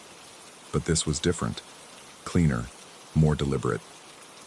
It came through on 107.3 FM, a frequency that should have been dead air. No station had broadcast from that dial position since the old lighthouse operation went dark in 1961. I'd researched the history during one of my insomnia-fueled nights. Point Sorrow Light had operated its own emergency frequency until the fire consumed everything: transmitter, beacon, and the lighthouse keeper who'd locked himself inside during the blaze. The official report blamed faulty wiring. The locals whispered about other things. The first time I heard my own voice coming through that dead frequency, I assumed someone was playing a recording. Technical glitches happened. Maybe some old broadcast had bounced around the ionosphere and found its way home, like a message in a bottle washing ashore decades later. But as I listened, ice forming in my veins, I realized the voice wasn't reading from any script I'd ever written. The phantom me was reporting news that hadn't happened yet. I'd been describing a 3-car accident on Highway 1, just south of the Brennan Curve, when my hands began trembling so violently I had to grip the desk to steady myself. The voice coming through my headphones was mine. Every inflection, every pause, even the way I cleared my throat before difficult segments. But I was reporting details I couldn't possibly know. The make and model of the vehicles, the exact time of impact, even the name of the tow truck driver who would respond. The accident happened 48 hours later, exactly as the phantom broadcast had described. I started keeping a log, documenting every transmission. They came irregularly, sometimes multiple nights in a row, sometimes not for weeks. Always my voice, always events that materialized within days of the broadcast. A fishing boat lost in fog, found exactly where the phantom me said it would be. A power outage that left the south end of town dark for 6 hours. A minor landslide that blocked the old coast road. The accuracy was absolute, unsettling, impossible. Sleep became elusive. During the day, I'd catch myself listening for echoes of my own voice in conversations, wondering if the words leaving my mouth had already been spoken by my phantom counterpart. I started avoiding mirrors, disturbed by the possibility that my reflection might be delivering news I hadn't yet learned. Mrs. Chen, who ran the corner market, mentioned that I looked tired. Her grandson Tony, home from college, said I seemed jumpy. Even Father Martinez, during his weekly station visit, asked if I was feeling well. Their concern felt genuine, but I couldn't shake the sensation that they were studying me, watching for signs of something they already knew was coming. The breakthrough, if that's what you could call it, came during a late October storm. I was testing equipment when the 107.3 signal cut through the static with unusual clarity. This time the phantom broadcast was longer, more detailed. The other me was reporting on a windstorm approaching from the northwest, describing sustained winds of 65 miles per hour and gusts reaching 90. I found myself unconsciously mimicking the delivery, my lips moving along with words I'd never spoken. But here's what broke my understanding of reality. As the phantom broadcast continued, describing the storm's projected path and intensity, every phone in the station began ringing simultaneously. Listeners were calling to report an immediate, inexplicable drop in temperature. Not gradual cooling, but sudden sharp cold that cut through heated rooms and made breath visible in air that had been warm moments before. The storm the phantom me was describing wouldn't arrive for 3 days, yet somehow its presence was already being felt. I answered call after call, each more disturbing than the last. Sarah Dunmore said the temperature in her kitchen had dropped 20 degrees in seconds, despite her heating system running at full capacity. Bob Riley reported that frost had suddenly formed on his windows, on the inside. Margaret Walsh claimed she could smell ozone and salt spray in her living room, though she lived 2 miles inland. The phantom transmission was somehow creating the conditions it described. That night, I broke protocol and drove to Point Sorrow. The lighthouse had stood empty since the fire, its broken windows like hollow eyes staring out over the dark Pacific. But as I approached the rusted gate that blocked the access road, I could see light emanating from the top of the tower. Not the steady beam of an operational lighthouse, but an erratic, flickering glow that seemed to pulse in rhythm with my heartbeat. The temperature around the lighthouse was at least 15 degrees colder than the rest of the town. My breath formed clouds that lingered longer than they should have, as if the air itself was somehow thicker, more resistant to the laws of physics. The sound of waves against the rocks below seemed amplified, each crash echoing with unnatural clarity. I sat in my truck for an hour, engine running, heater blasting, watching that impossible light dance in the tower window.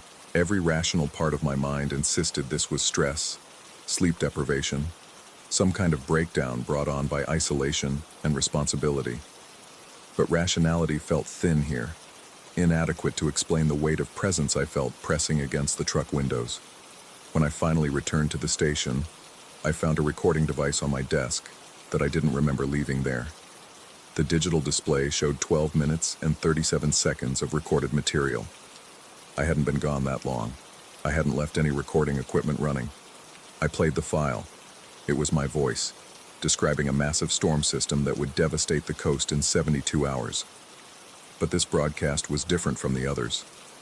This time, the phantom me was transmitting from inside the lighthouse, and I could hear something else in the background, a sound like breathing or wind moving through spaces that shouldn't exist. At the very end of the recording, just before it cut to static, there was something that made my skin crawl. The phantom me seemed to be responding to someone else, someone whose voice was just below the threshold of clarity, someone who sounded exactly like me. The storm arrived precisely as predicted, sustained winds of 67 miles per hour, gusts reaching 93, power lines down throughout the county. The coast road washed out in 3 places. But here's what the weather service couldn't explain. The storm seemed to intensify as it passed directly over Point Sorrow, as if the lighthouse itself was feeding energy into the system. I filed my reports like any good broadcaster would, but my voice felt hollow, disconnected from my body. I was describing events that I'd already heard myself describe, creating a loop of reporting that made my head spin with vertigo. Reality was becoming recursive, folding in on itself until I couldn't distinguish between what I was experiencing and what I was remembering myself experience. The calls started again during my live broadcast, but this time, the listeners weren't reporting temperature drops or strange atmospheric effects. They were asking me to repeat information I hadn't given them, details about the storm's aftermath that I was apparently providing, though I had no memory of speaking those words. Mrs. Chen called to thank me for the warning about the power lines on Cedar Street, but I hadn't mentioned Cedar Street. Tony contacted the station to confirm the time the coast road would reopen, a time I'd never announced. Father Martinez wanted clarification about the shelter locations I'd supposedly provided, shelters I'd never heard of. I was broadcasting information I wasn't consciously delivering. That's when I understood. The phantom signal wasn't just predicting the future, it was creating it, using my voice as a conduit to shape reality through broadcast. Every word the phantom me spoke was programming events into existence. And somehow, I was unconsciously transmitting those same words during my regular shows, completing a circuit of causality that bent the world to match the predictions. But the most terrifying realization came when I checked the station logs. According to the automatic recording system, I'd been broadcasting continuously for the past 3 days, even during the hours when I was certain I'd been away from the studio. Even during the hour I'd spent at Point Sorrow, watching that impossible light. The recordings showed my voice, steady and professional, delivering weather updates and emergency information throughout periods when I had no memory of being in the building. The timestamps were accurate. The content matched the phantom transmissions exactly. Either I was losing time, blacking out while some unconscious part of me continued broadcasting, or something else was using my voice and my signal to reshape reality, according to a script I couldn't read. I knew I had to reach the lighthouse, the source of the signal. The phantom me had mentioned transmitting from inside the tower, and somehow I understood that breaking the connection required confronting whatever waited there. One final broadcast to sever the link between prediction and creation. between the voice that spoke futures into existence and the man who was losing himself to echoes of his own words. As I write this, the 107.3 signal is growing stronger. I can hear my phantom self preparing for another transmission, describing events that won't happen for days, but are somehow already casting shadows across the present. The temperature in the studio has dropped 12 degrees in the past hour, and I can smell salt spray, though the windows are closed, and we're 3 blocks from the ocean. The lighthouse is calling, its broken beacon pulsing with the rhythm of words not yet spoken. I understand now that I've always been heading there, following a script written in broadcasts I've never made but somehow remember delivering. The phantom signal isn't predicting my future. It's been broadcasting it all along, and I've been nothing more than an echo of events already determined. In 30 minutes, I'll drive to Point Sorrow. I'll climb the lighthouse stairs to the transmitter room where reality bends like radio waves around a broken tower. I'll deliver one final broadcast, though I already know every word I'll speak, because I've heard myself speak them through the static of a frequency that should be dead. The only question that remains is whether the voice that emerges from the lighthouse will still be mine, or if I'll finally meet the phantom broadcaster who's been using my signal all along, the one who sounds exactly like me, but speaks words I've never chosen to say. The transmission is about to begin. The future is calling, and it knows my name. Story 6. The first thing you notice about the subterranean archive isn't the musty smell of old paper or the way fluorescent lights flicker against concrete walls. It's the silence, too complete, too heavy, like the air itself has been pressed thin and wrung dry. I've worked as head archivist at Westfield University for 7 years, but I'd never ventured this deep beneath the humanities building until Dr. Carver mentioned the overflow collection in passing, almost reluctantly, during our quarterly budget meeting. The elevator descended past floors I didn't know existed, its cables groaning like old bones. When the doors finally opened, I stepped into a corridor that seemed to stretch beyond the reach of the overhead lights.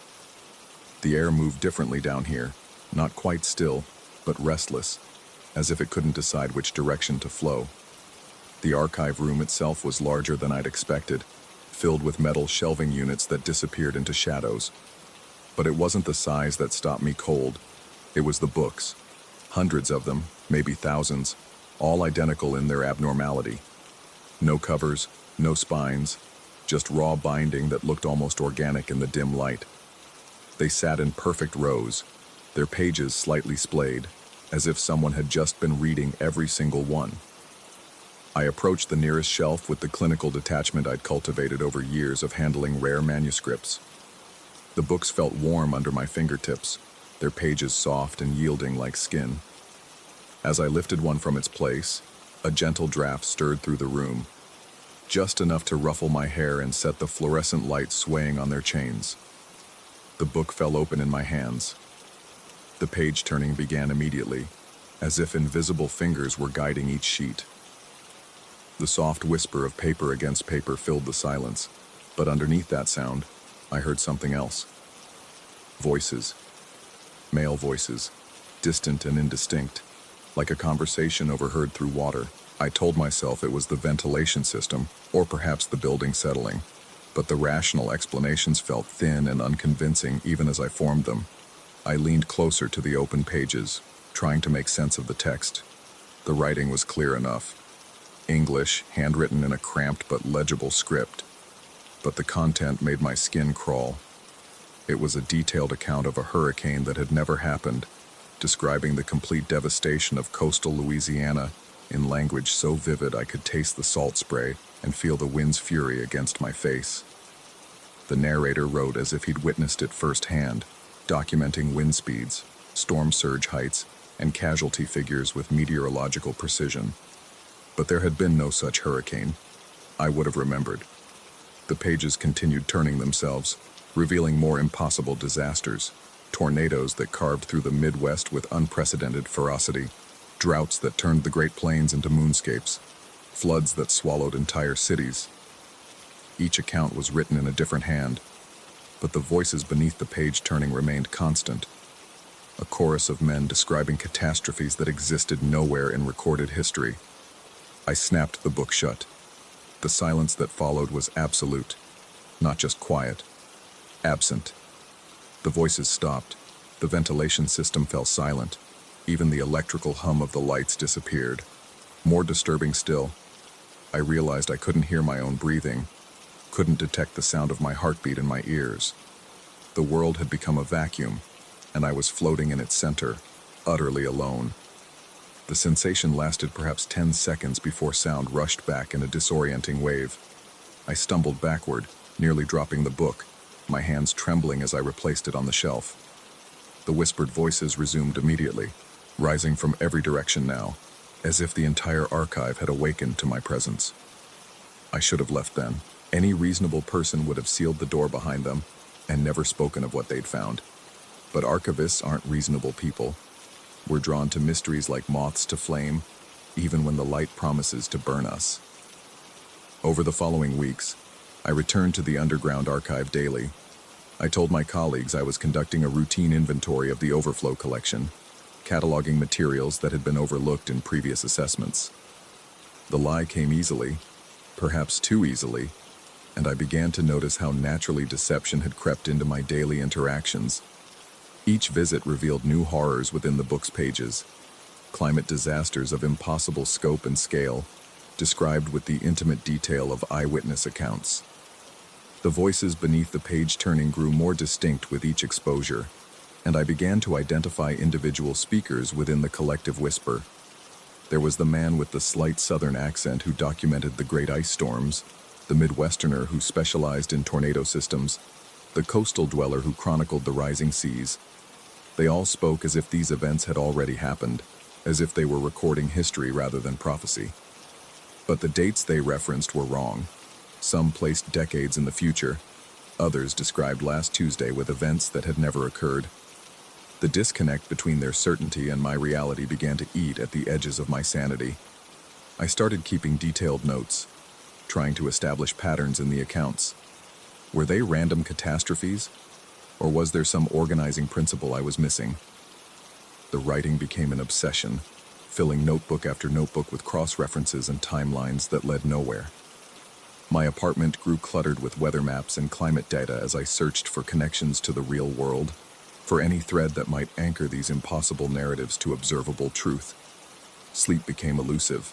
I'd lie awake listening to the wind outside my bedroom window, wondering if it carried messages I couldn't decode.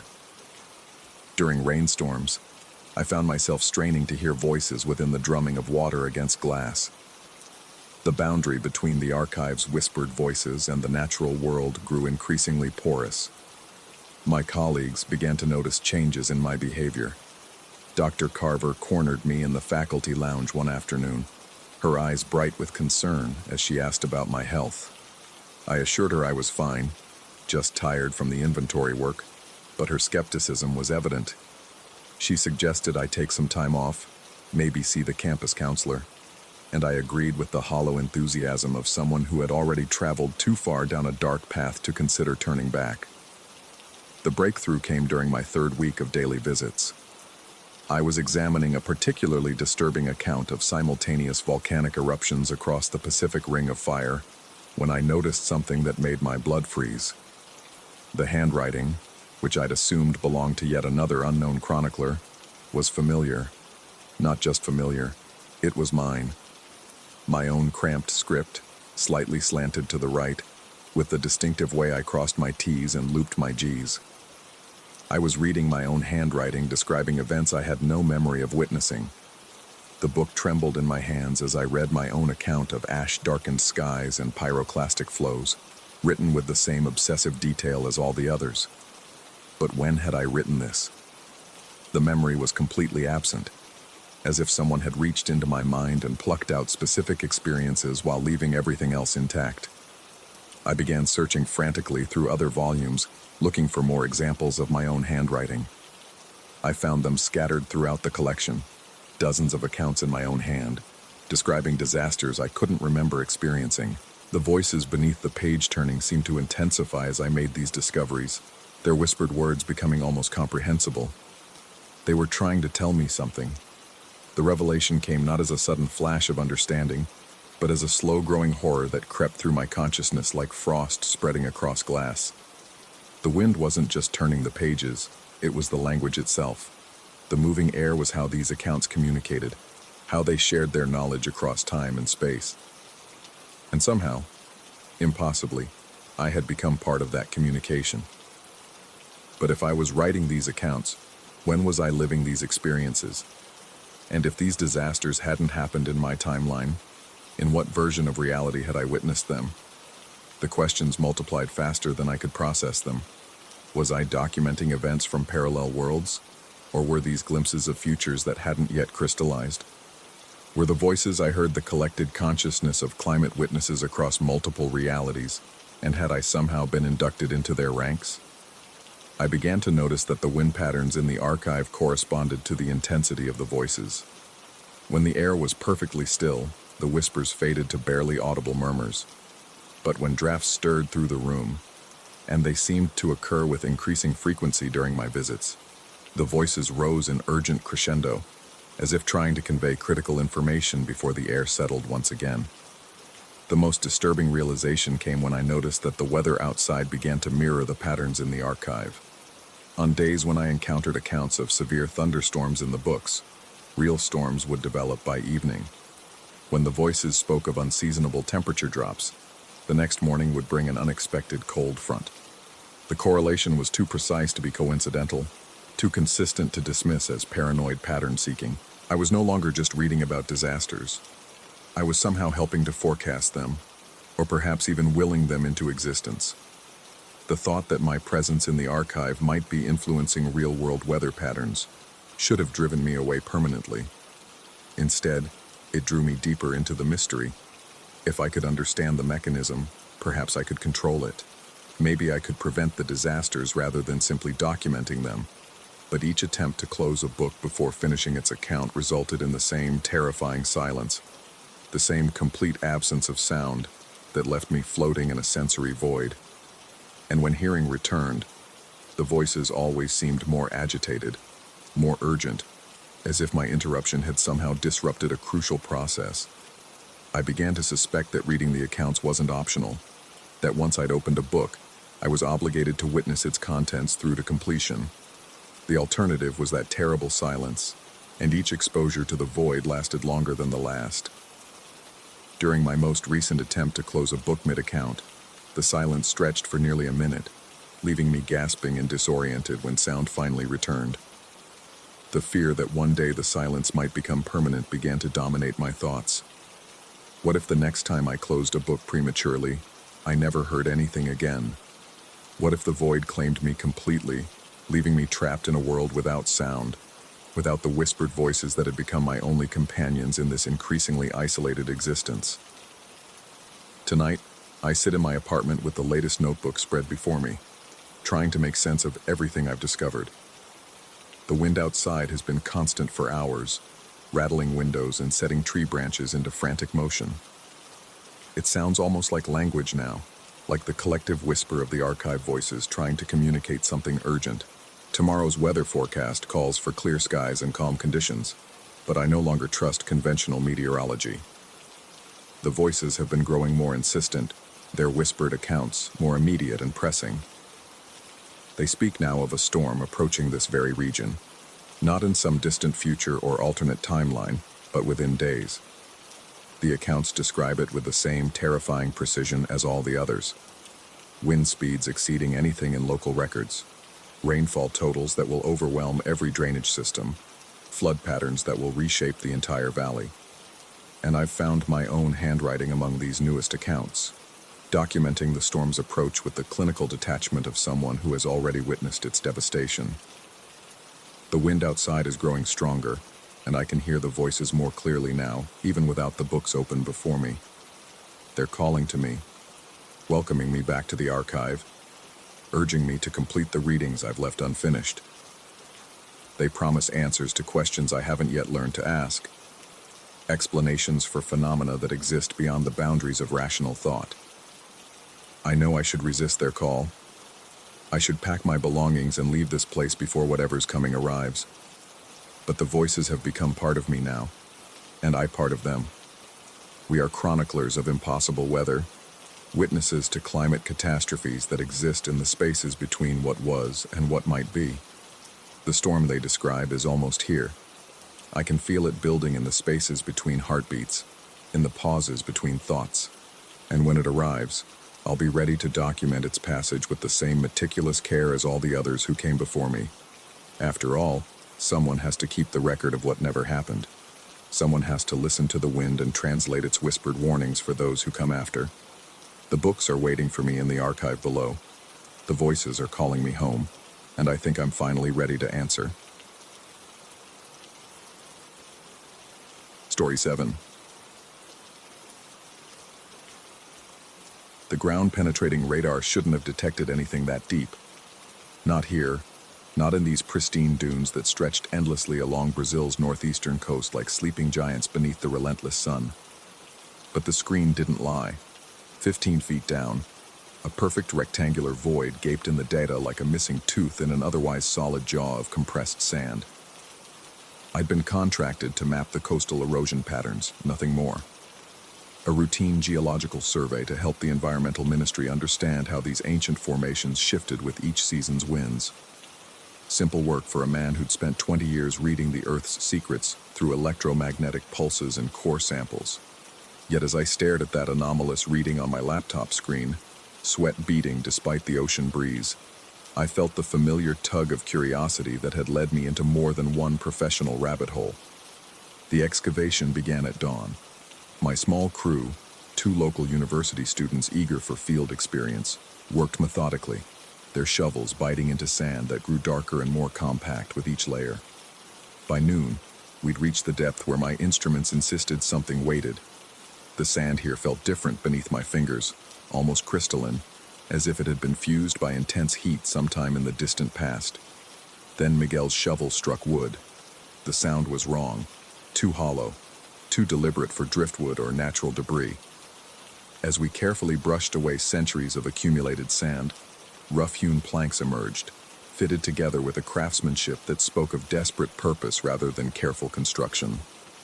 The wood was dark, almost black, preserved by some quirk of chemistry and compression that I couldn't immediately explain, but it was what lay beneath the planks that made my hands shake as I photographed each artifact in situ.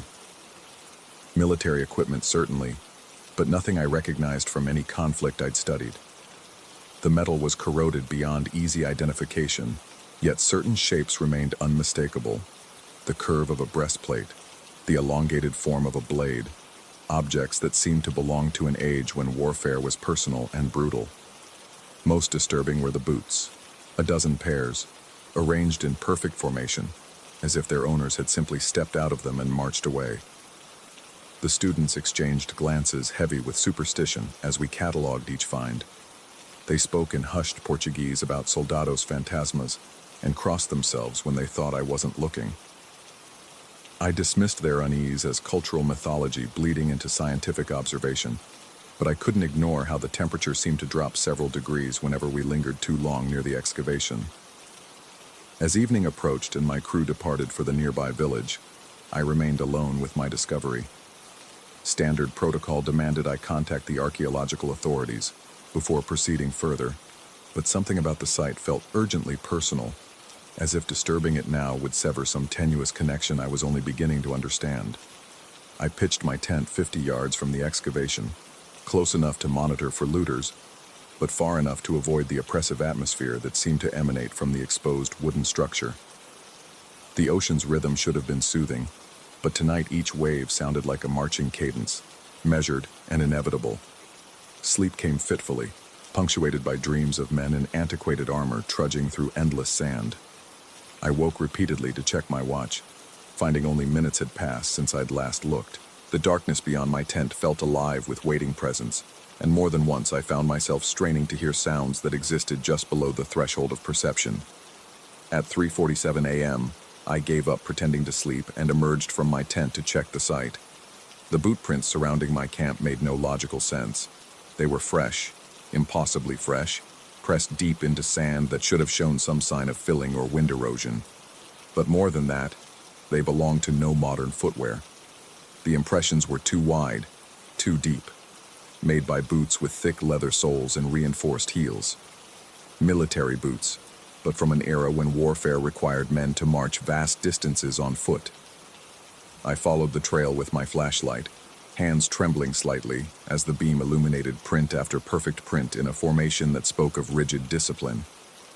The tracks led directly to my excavation, circled it once with geometric precision, then simply stopped, as if an entire unit had materialized, inspected their buried cache, and vanished back into whatever realm had claimed them. Standing at the edge of my excavation, flashlight beam dancing across the exposed planks, I heard it clearly for the first time. Voices. Distant but unmistakably human, speaking in rapid Spanish that my limited knowledge of the language couldn't parse. The sound seemed to emerge from the wooden structure itself, as if the planks were some kind of amplifier for conversations taking place in a different time entirely. I told myself it was wind through the exposed timber, acoustics playing tricks in the pre-dawn stillness. But as I strained to listen, certain words became clear enough to understand. Cruise, arena, marchar, cross, sand, march. The next morning brought Miguel and Elena back to the site, their excitement about the previous day's discoveries dimmed by my haggard appearance. When I showed them the boot prints, Elena crossed herself and suggested we contact the local church. Miguel was more pragmatic but equally disturbed. He'd grown up in these dunes and insisted no one could have approached without leaving vehicle tracks or other signs of passage. We worked in relative silence, carefully excavating more of the wooden structure. It appeared to be some kind of makeshift fortification or storage bunker, built with the rough efficiency of men who expected to need protection but didn't plan to stay long. As we cleared the last of the sand from what appeared to be a sealed compartment, I felt a familiar tingle of anticipation mixed with dread. Inside, wrapped in oiled cloth that had somehow survived centuries of burial, we found the documents. The Spanish was archaic, written in a formal hand that spoke of military training and desperate urgency. Even with my rudimentary understanding of the language, certain phrases stood out with crystalline clarity. The papers detailed the final march of a colonial unit, the Compañía de la Cruz Sagrada, that had become separated from the main expedition somewhere along this very coastline. But it was the final entry that made my blood run cold. According to the document, dated sometime in the early 17th century, the unit had been following a luminous cross that appeared each night on the horizon. The phenomenon had led them deeper into the coastal dunes, away from any known settlements or water sources. The final entry, written in a hand that grew increasingly erratic, described how the cross had begun calling to them directly, not with words, but with a compulsion that felt like divine command. "We march into the sand tonight," the final lines read in my halting translation. "The cross demands witness. We will not be forgotten. Our testimony will be given when the earth reveals us to one who can understand." The document was signed by Captain Alejandro Vasquez, but the signature looked fresh, as if the ink had dried only hours before. That evening, I sent Miguel and Elena back to town earlier than usual. Their nervousness had been growing throughout the day, and I couldn't blame them. The site felt different now that we'd found the documents, more alive, more aware. The very air seemed to pulse with expectation, as if invisible observers were evaluating my every move. I spent the afternoon photographing every page of the Spanish documents, uploading digital copies to my cloud storage with an urgency I couldn't quite explain.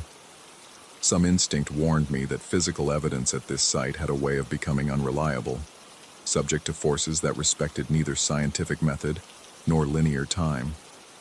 As darkness fell, I made a decision that violated every principle of archaeological prudence I'd ever learned.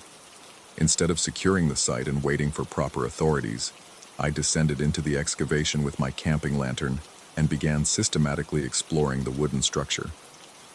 The cramped space below felt like stepping into a living museum, where the boundary between past and present had worn dangerously thin.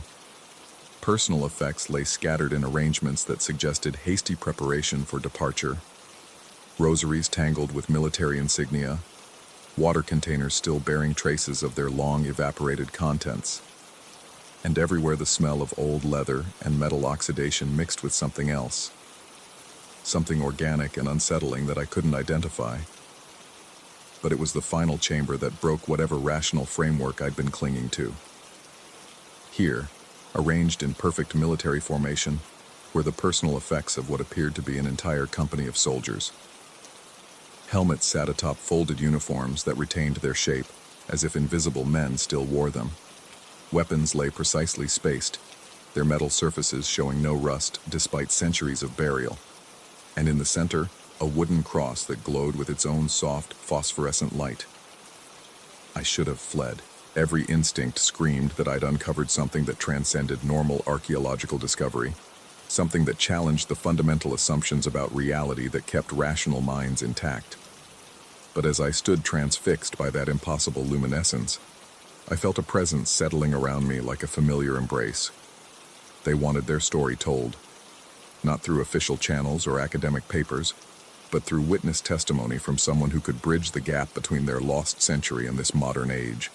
The realization came without words, transmitted through the same inexplicable compulsion that had once drawn Spanish soldiers into endless sand. I found myself speaking aloud to the empty chamber, describing everything I'd discovered in precise detail, as if delivering a formal report. My voice echoed strangely in the confined space, seeming to carry farther than the wooden walls should have allowed. With each word, the phosphorescent glow of the cross grew brighter, and I became increasingly certain that somewhere in the space between past and present, Captain Alejandro Vasquez was finally receiving the testimony his unit had waited 4 centuries to give. When I emerged from the excavation hours later, dawn was breaking over the dunes. My digital voice recorder, which I didn't remember activating, contained 6 hours of detailed testimony about every artifact, every document, every impossible detail of my discovery. But when I played it back, my voice seemed to overlap with others, distant but unmistakable Spanish voices providing additional details, confirming dates, adding context that no amount of research could have provided. The boot prints around my tent had multiplied overnight. Now they formed complex patterns that looked almost like ceremonial formations, as if an entire spectral company had conducted some kind of formal military ceremony while I'd been underground. In the center of the patterns, someone had arranged the sand into the shape of a cross, not the religious symbol I'd expected, but the precise outline of the phosphorescent artifact I'd found in the buried chamber.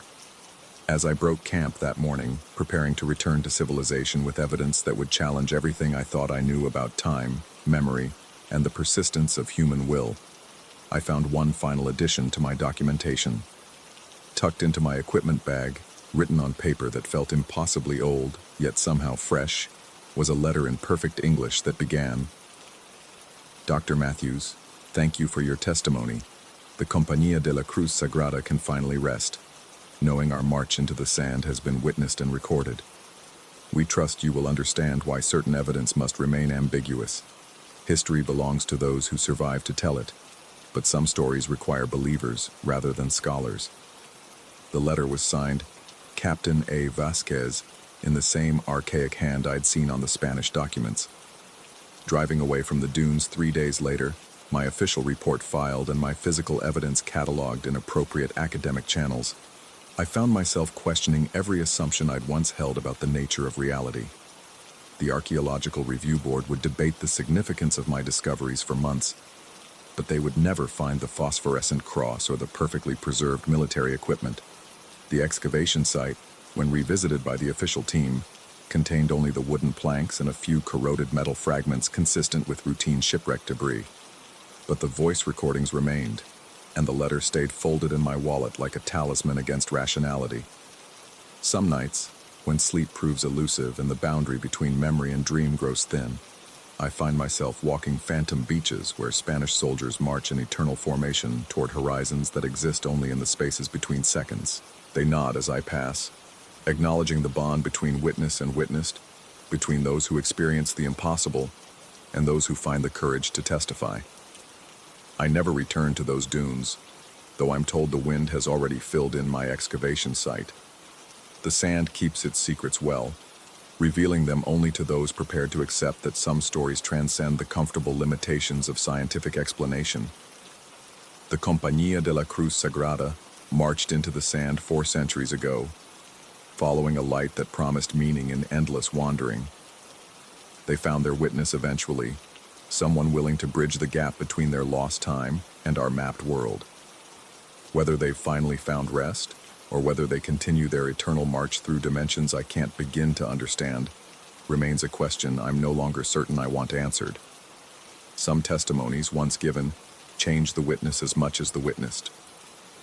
The cross still glows in my dreams, and sometimes I wake to find sand in my shoes that tastes of salt and ancient purpose.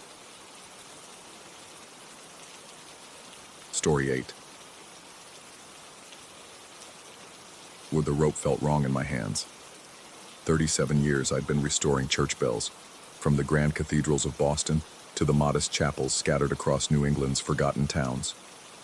I knew the weight of hemp and manila, the proper tension of a well-hung clapper, the sweet resonance that spoke of bronze cast with reverence and skill. But this rope felt like touching something that had been buried and shouldn't have been disturbed. I'd come to Pedra Santa, a mining town tucked into the Brazilian highlands, to restore the bells of Igreja do Sacramento. The local priest, Father Mendoza, had contacted my firm through a colleague in São Paulo. The church dated to 1742, he explained, and its 2 bronze bells had fallen silent after decades of neglect. Simple enough work, or so I thought.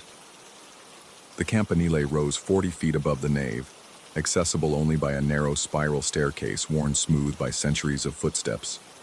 Pigeons nested in the corners, their droppings layered thick as sediment. The 2 documented bells hung exactly where I expected, magnificent pieces cast in Lisbon, their bronze still singing true despite the corrosion. But wedged behind them, almost hidden in the shadows of the tower's eastern wall, hung a 3rd bell. No documentation mentioned it. Father Mendoza seemed genuinely surprised when I asked about it, claiming he'd never noticed it during his 15 years at the parish. The thing was roughly the same size as its companions, perhaps 200 pounds of bronze, but completely unlike them in every other way. Where the Lisbon bells bore elaborate inscriptions praising God and identifying their makers, this one was blank. Not worn smooth, blank, as if it had never been inscribed at all. Its surface held a peculiar matte finish that seemed to absorb light rather than reflect it. The rope that connected to its clapper was wrong too. While the other bells used proper hemp, this one hung from what looked like braided human hair, dark, coarse strands woven tight and blackened with age. When I touched it, my fingertips tingled with an electric sensation that left them numb for several minutes. I should have left it alone. The restoration of the documented bells proceeded smoothly. I spent 3 days cleaning their bronze, replacing their rigging, and testing their mechanisms. They sang beautifully, clear, rich tones that carried across the red-tiled roofs of Pedra Santa and echoed off the surrounding hills. Father Mendoza seemed pleased, speaking warmly of how the bells would again call his congregation to worship. But the 3rd bell nagged at me. Its presence made no sense. Church bells weren't hidden things. They were instruments of proclamation, meant to be seen and heard. Why would this one be concealed? And why did I find myself thinking about it during my meals, during my evening walks through the cobbled streets, during the sleepless hours before dawn when the mining town lay wrapped in humid silence? On my 4th night in Pedra Santa, I couldn't stand it anymore. I returned to the church near midnight, letting myself in with the key Father Mendoza had provided. The nave felt different in darkness, larger somehow, its colonial architecture shifting in the shadows cast by my flashlight. Religious art that looked benign in daylight now seemed to watch me with eyes that tracked my movement toward the campanile stairs. The climb felt longer than usual. Each step echoed strangely, as if the sound were being duplicated somewhere below me in the darkness. By the time I reached the bell chamber, sweat was running down my back despite the cool night air. The 3rd bell hung motionless in the moonlight that filtered through the tower's arched openings. I approached it slowly, fighting an irrational urge to turn around and leave. This close, I could see that its bronze surface wasn't merely unpolished. It was actually textured, covered in tiny indentations that formed no pattern I could recognize. When I played my flashlight across them, They almost seemed to shift and writhe like living things. I reached for the hair rope, intending to ring the bell just once, to hear what voice it might have. The moment my fingers closed around the braided strands, the world changed. The bell rang without my pulling it. The sound was unlike anything I'd ever heard. Not the clear bronze voice of a proper bell, but something deeper and more complex. It seemed to come from everywhere at once, reverberating not just through the air but through my bones, my skull, the very foundations of the church below. And with that sound came something else. A sudden absence where presence should have been. My shadow vanished. I spun around, flashlight beam dancing wildly across the campanile walls, but cast no shadow anywhere. The light fell on surfaces and simply stopped, as if the part of me that should have blocked it had ceased to exist. I held up my hand directly in front of the beam. Nothing. No outline, no silhouette, no proof that I occupied any space at all. The bell continued ringing, though I'd released the rope immediately. 30 seconds passed, like 30 minutes before the sound finally faded, and my shadow reappeared, pooling around my feet as if it had never been gone. I stumbled down the spiral stairs and out of the church without looking back. The next morning, I told myself it had been a hallucination brought on by exhaustion and the oppressive humidity. But when I approached the local cafe for breakfast, conversation stopped. People stared at me with a mixture of curiosity and something that looked like recognition, though I'd barely interacted with any of them during my stay. The elderly woman who served my coffee leaned close as she set down the cup. Her voice was barely a whisper. "You heard it too, didn't you? 3:33, just like always." I checked my watch. The bell had rung at exactly 3:33 a.m. I spent that day in the town's small library, searching through historical records and parish documents. Most were in Portuguese, which I read haltingly, but I found references to the church's construction and early years. The Igreja do Sacramento had been built under the direction of one Father Joaquim Borges, a Jesuit missionary who'd arrived in the region in 1740. The records described him as a zealous man, obsessed with purifying the spiritual atmosphere of the mining town. According to a letter dated 1743, Father Borges had become convinced that spiritual darkness lingered in the very foundations of his church, drawn by the violence and greed of the mining operations. He'd commissioned a special bell from a foundryman in Minas Gerais, not to call the faithful to worship, but to contain and silence the whispers of shadow. The letter's final paragraph made my hands tremble as I read it. "The good Father has succeeded in his task, though at great cost. The darkness is bound within the bronze, and so it shall remain as long as the bell stays silent. May God forgive us for what we have done, and may future generations be wise enough never to wake what sleeps." That night I lay in my hotel room staring at the ceiling, listening to the distant sounds of the town settling into sleep. Every creak of the building, every whisper of wind through the shutters, seemed to carry something else. Voices speaking in a language I almost recognized. Latin words drifted up from somewhere below, chanted in rhythm but too faint to understand. At 3:32 a.m., I was already awake when the bell began to ring. This time I was nowhere near the church, but I could hear it clearly. That deep, bone-deep resonance that seemed to come from everywhere at once. Through my hotel window, I watched the entire town lose its shadows. Street lamps illuminated empty air where darkness should have pooled. The few people visible on the streets cast no silhouettes, moving like ghosts through a world temporarily drained of depth. And in that 30-second void, I heard them clearly. Voices rising from beneath the church, speaking Latin words in harmonies that hurt to listen to.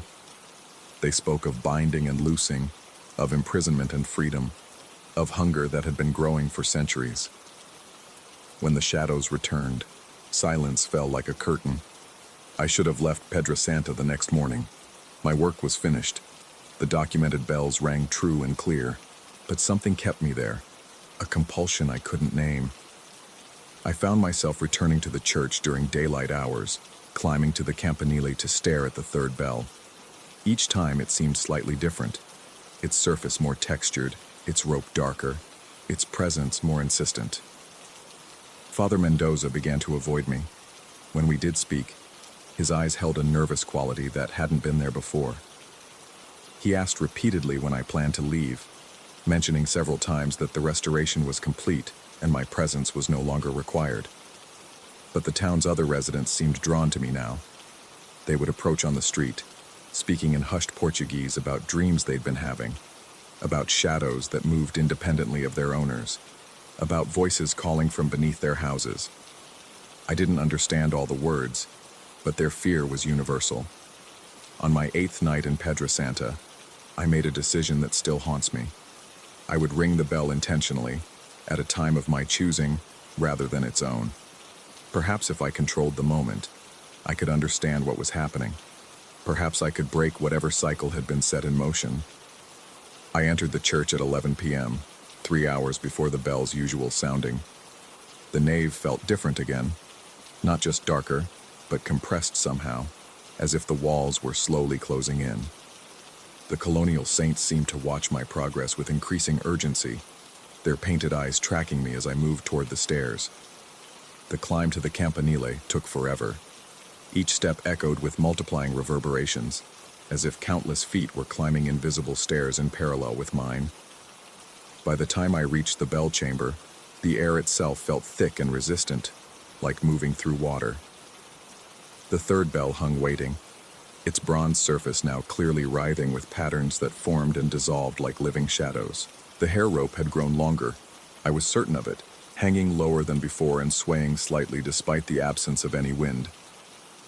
I approached slowly, flashlight beam dancing across the walls where my shadow should have been but wasn't. Even before I touched the rope, I was already casting no reflection of light. The bell's influence was expanding. When I grasped the braided hair, the voices began immediately. No longer faint whispers from below, but clear, urgent speech rising from somewhere directly beneath my feet. Latin words I almost understood, speaking of imprisonment and release, of bindings that weakened with each ringing, of hunger that had been contained but never satisfied. I pulled the rope. The bell rang once, its impossible voice filling not just the campanile, but the entire world. And in that sound, I finally understood what Father Borges had done in 1743. He hadn't banished the spiritual darkness that plagued his church. He had trapped it, bound it within bronze and silence, starved it for nearly 3 centuries. But the binding was weakening. Each ring fed the darkness, gave it strength, brought it closer to freedom. And it was hungry, not for light or shadow or any physical thing, but for something else. Something it sensed in me, standing there in the campanile at the exact moment of its feeding. It wanted a host, a way back into the world, someone willing to carry it down from the bell tower and out into the town below. The bell's voice finally faded, but the darkness remained. It filled the campanile now, visible as more than mere absence of light, a presence that moved and coiled and reached toward me with tendrils that might have been shadow or smoke or something else entirely. I ran. I stumbled down the spiral stairs, hearing my footsteps echoed by dozens of others, feeling the darkness following like a tide. I burst from the church into the pre-dawn streets and kept running until I reached my hotel, where I packed my bags with shaking hands and called for the first taxi to take me to the airport. But I didn't escape. Not really. Even now, 6 months later, I hear the bell. Not just at 3:33 a.m., though that's when it's strongest, but throughout the day. Faint bronze voices calling from empty rooms, from shadows that move wrong, from dreams that feel more real than waking life. I've tried returning to my normal work, but every church bell I restore speaks with an echo of that other voice, that hungry resonance that wants something I'm not sure I'm strong enough to refuse. And sometimes, in mirrors or windows or pools of still water, I catch glimpses of Pedra Santa's campanile, the third bell hanging there, waiting, its bronze surface crawling with patterns that look almost like writing, almost like messages, almost like promises. I tell myself it was just stress, altitude sickness, a series of coincidences magnified by an overactive imagination. I tell myself that bells don't ring themselves, that shadows don't disappear, that voices don't rise from beneath centuries-old foundations. But I also know that somewhere in the highlands of Brazil, a mining town loses its shadows every night at 3:33 a.m. And I know that with each ringing, something grows stronger, hungrier, more desperate to find its way out of the bronze prison where it's been contained for nearly 300 years.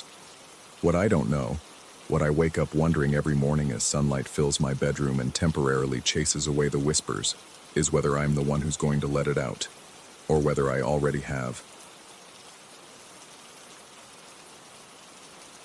Story 9. The elevator climb to the 14th floor felt longer than usual, each floor marker blinking past with deliberate slowness.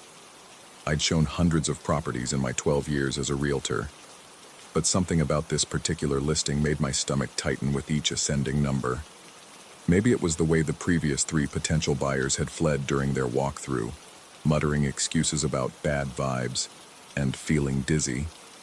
Or maybe it was the building's management company calling me directly, practically begging me to find a tenant for 14B. The hallway stretched before me, carpeted in that institutional beige that seemed to absorb light rather than reflect it. My footsteps echoed strangely, as if the sound was being pulled away from me and played back a split second later. The door to 14B stood at the far end, unremarkable except for the way it seemed to lean slightly inward, as though the frame itself was tired. I inserted the key, and the moment the lock clicked open, my phone buzzed against my leg. The screen showed 14:12. I frowned, checking my watch. It read 2:47 p.m. Electronics malfunction, probably interference from the building's old wiring. I made a mental note to mention it to potential clients as a charming quirk of vintage construction. The door swung open with a soft whisper, revealing an apartment that shouldn't have felt as vast as it did.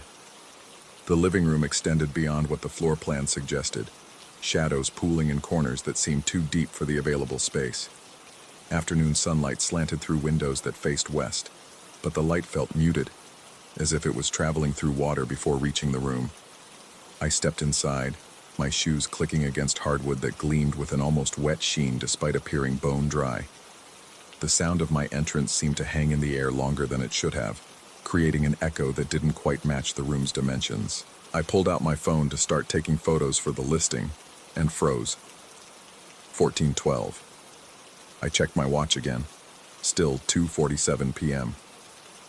The phone's time hadn't changed, hadn't even advanced a minute despite several minutes having passed since I'd entered the building.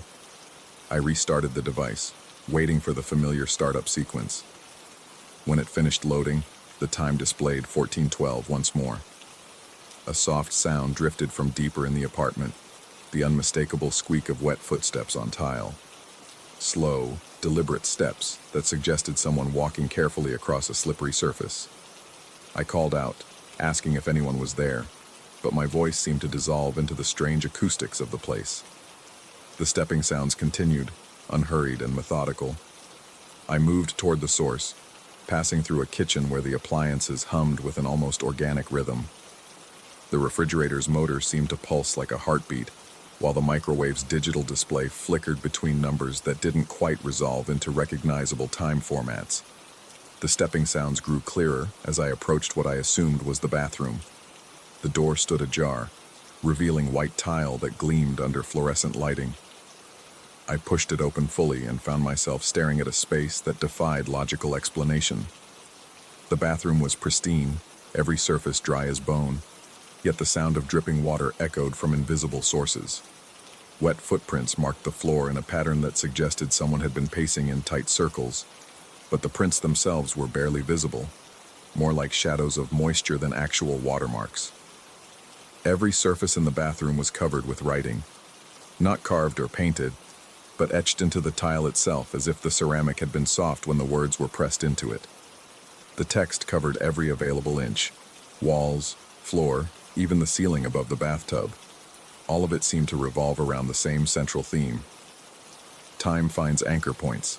The moment refuses passage. 2:12 p.m., November 15th, first successful suspension. Death is release. Suspension is captivity. The apartment remembers the experiment. I pulled out my phone to photograph the inscriptions, but the device showed the same frozen time, 1412. The camera function worked, but when I tried to review the images, they appeared corrupted, showing only gray static with faint outlines that might have been text. The stepping sounds had stopped. I backed out of the bathroom, suddenly aware that the apartment felt smaller now, as if the walls had shifted inward while I'd been reading. The living room seemed compressed, the windows narrower than before. My breathing quickened, and I noticed that each exhale seemed to hang visible in the air slightly longer than it should have, like breath on a cold day despite the apartment's warmth. In the main bedroom, I discovered more evidence of the previous tenant's obsession.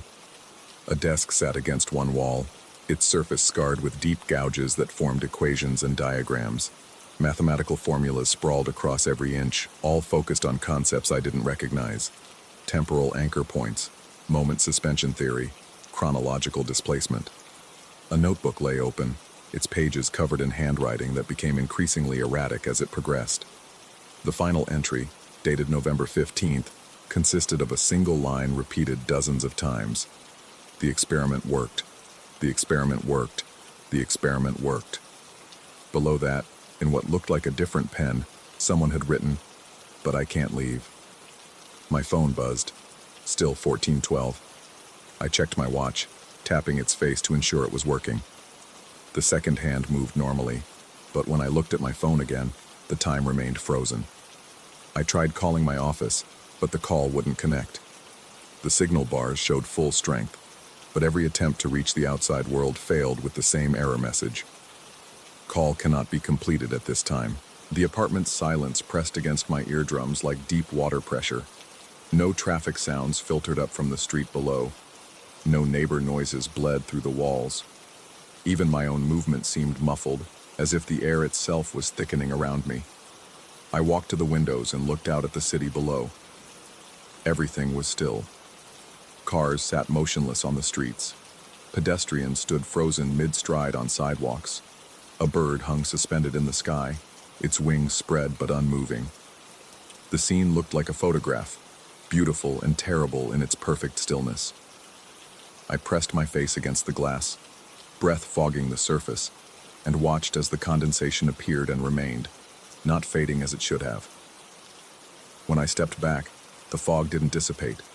It clung to the window like a permanent stain, forming patterns that looked almost like letters, like words trying to form themselves from the moisture. My heart hammered against my ribs, but even that familiar rhythm felt wrong. The beats seemed to stretch out, each pulse lasting longer than the last, as if my cardiovascular system was being forced to match the apartment's temporal distortion. I could feel my movements becoming more deliberate, each step requiring more conscious effort than the last. The inscriptions in the bathroom began to make a horrible kind of sense. Someone had been experimenting with time, with the possibility of suspending moments, freezing them like insects in amber, and they'd succeeded. But the success had become a trap. The apartment wasn't just affected by the experiment. It was the experiment, a pocket of suspended time that captured everything that entered it. I rushed to the front door, but my run felt like wading through invisible molasses. Each step took tremendous effort, and the distance to the exit seemed to stretch as I moved toward it. The door handle felt ice cold under my palm, and when I tried to turn it, the mechanism moved with agonizing slowness. The hallway beyond looked exactly as it had when I'd arrived, but something fundamental had changed. The carpet's color seemed more saturated, the lighting more intense. Other apartment doors lined the corridor, but they appeared somehow flatter, like props in a stage set rather than actual entrances. I called the elevator, pressing the button repeatedly. The indicator above the doors remained dark, and no mechanical sounds suggested the car was moving. I tried the stairwell, but the door was locked, its handle refusing to budge despite multiple attempts. Every exit route had been sealed, not by physical barriers, but by the apartment's expanding influence. Back inside 14B, I noticed that the shadows had grown longer despite the unchanging light outside. My phone still showed 1412, but now the display flickered occasionally, as if the device was struggling to maintain even that frozen moment. I tried taking more photos, desperate to document what was happening, but the images appeared increasingly distorted, showing rooms that looked nothing like the spaces I was actually seeing. The wet footsteps returned, circling through the apartment now instead of remaining confined to the bathroom. I followed the sounds, but they always seemed to stay just ahead of me, leading me in patterns that made no geometric sense. The living room connected to the kitchen, which led to the bedroom, which somehow opened back into the living room without any hallways or transitional spaces. Time was becoming elastic, stretching and contracting around me. Minutes felt like hours, but when I tried to count seconds, I lost track after 12. The number 12 kept returning, appearing everywhere. 12 tiles across the bathroom wall, 12 panes in each window, 12 repetitions of the phrase, "The experiment worked," in the notebook. 2:12 p.m., 14:12 in military time. November 15th could be written as 11:15, which added up to 12 plus 3, or 15 total. But 15 was also 3 times 5, and 5 plus 7 was 12. The numbers spiraled through my consciousness like a mathematical virus, connecting in patterns that felt significant, but remained just beyond my understanding. I found myself moving differently now, my gestures becoming as deliberate as everything else in the apartment. When I reached for door handles, my hand moved with careful precision. When I walked, each step was placed with methodical accuracy. The apartment was teaching me its rhythm, forcing me to match its temporal signature. The inscriptions on the bathroom walls had changed, or perhaps I was finally able to read them correctly. New text appeared between the lines I'd noticed earlier, written in the same etched style but somehow newer, as if the tiles themselves were generating fresh warnings. Visitors become residents. Exit requires temporal signature match. The moment expands to contain all subsequent moments. You are becoming part of the experiment. That last line appeared as I watched, letters pressing themselves into the ceramic surface with deliberate slowness. The apartment was communicating with me, or perhaps I was finally learning its language. The boundary between myself and the space around me was dissolving, my thoughts beginning to echo the mathematical obsessions carved into every surface. I understood now why the previous tenant couldn't leave. The apartment didn't just trap time, it trapped consciousness within that suspended moment. Every person who entered became another variable in the equation, another anchor point preventing the temporal suspension from collapsing. The more people it contained, the stronger its hold became. My watch had stopped. The hands pointed to 2:12, but they no longer moved. My heartbeat had synchronized with some deeper rhythm, a pulse that seemed to come from the apartment's walls themselves. When I tried to run toward the door, my movements matched the pace of everything else in the space. Deliberate, measured, eternal. The notebook on the desk now contained additional entries, written in handwriting that looked increasingly like my own. Equations that I somehow understood despite never studying temporal physics. Diagrams that made perfect sense even though they described impossible geometries. The final entry, in script that was definitely mine despite my having no memory of writing it, consisted of a single line. The next tenant will strengthen the anchor. Outside the windows, the frozen city waited. Cars remained motionless on streets that no longer led anywhere. Pedestrians stood like statues in a museum dedicated to the final instant before 2:13 p.m. on November 15th. And somewhere below, another realtor was probably receiving a call about a difficult property that needed showing, an apartment where previous clients had experienced strange malfunctions with their phones. My phone buzzed one final time before the screen went completely dark. In the reflection, I could see my face, but it looked somehow more symmetrical than I remembered, more precise, as if I was becoming a more perfect version of myself. The apartment was improving me, making me into exactly what it needed, another permanent resident of the moment between 1412 and eternity. I checked my watch out of habit, knowing what I would find. The hands pointed to 2:12, frozen in place like everything else. But now I understood that this wasn't a malfunction or a breakdown. This was exactly what was supposed to happen. The apartment had been waiting for me, just as it would wait for whoever came next. The wet footsteps began again, but now I recognized them as my own future movements. Echoing backward through the suspended time, I would pace those same circles in the bathroom, adding my own inscriptions to the walls, calculating new variables for the equation that kept us all anchored in this perfect, terrible moment. Somewhere in the distance, an elevator was climbing toward the 14th floor, carrying another realtor with a difficult listing and a phone that was about to start displaying 1412. The apartment hummed with patient anticipation, ready to expand its collection, ready to add another voice to the chorus of those who had discovered that some experiments succeed too well to ever be stopped. I took out my pen and began writing in the notebook, adding my observations to the accumulated research. The mathematics were becoming clearer now, the temporal mechanics revealing themselves as elegant and inescapable. Each new resident strengthened the anchor, made the suspension more stable, more permanent. And in that permanence, I was beginning to find a strange kind of peace.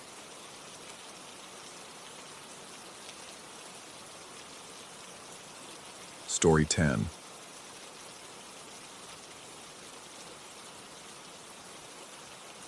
The mist clung to the mountainside like a shroud that morning, thick enough to muffle sound and distort distance.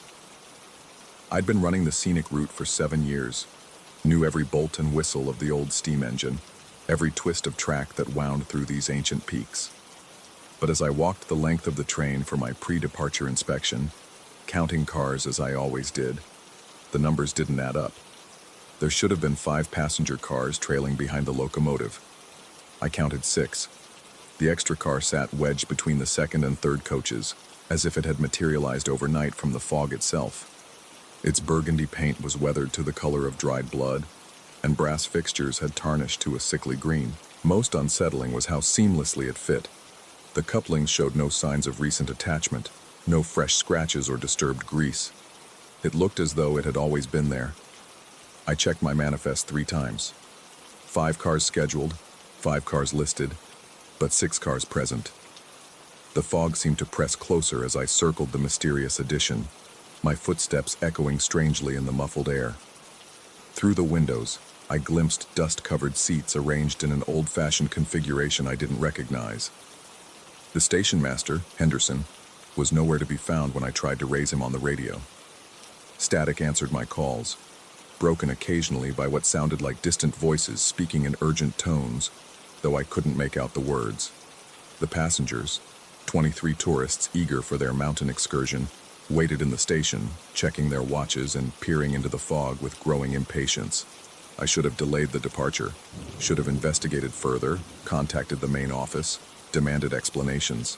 Instead, something compelled me forward, a pull I couldn't explain or resist. The locomotive seemed almost eager as I fired up the boiler, steam pressure building with unusual enthusiasm. The familiar controls felt different under my hands, more responsive, as if the engine had developed its own intentions. As we pulled away from the station, I caught a glimpse of the mysterious car's interior through the rear-view mirror mounted for safety checks. The seats were indeed covered in dust, thick enough to show no footprints despite the morning's fog condensing on every surface. But what made my hands tighten on the throttle were the newspapers scattered across the floor and folded neatly on several seats. Even from that distance, even through the mirror's distortion, I could make out the headlines. Bold letters proclaimed disaster, tragedy, lives lost on these very tracks. The date visible on one paper's corner read, 1932. The train gained momentum as we climbed the first grade, wheels finding their rhythm on rails that sang a tune I'd never heard before.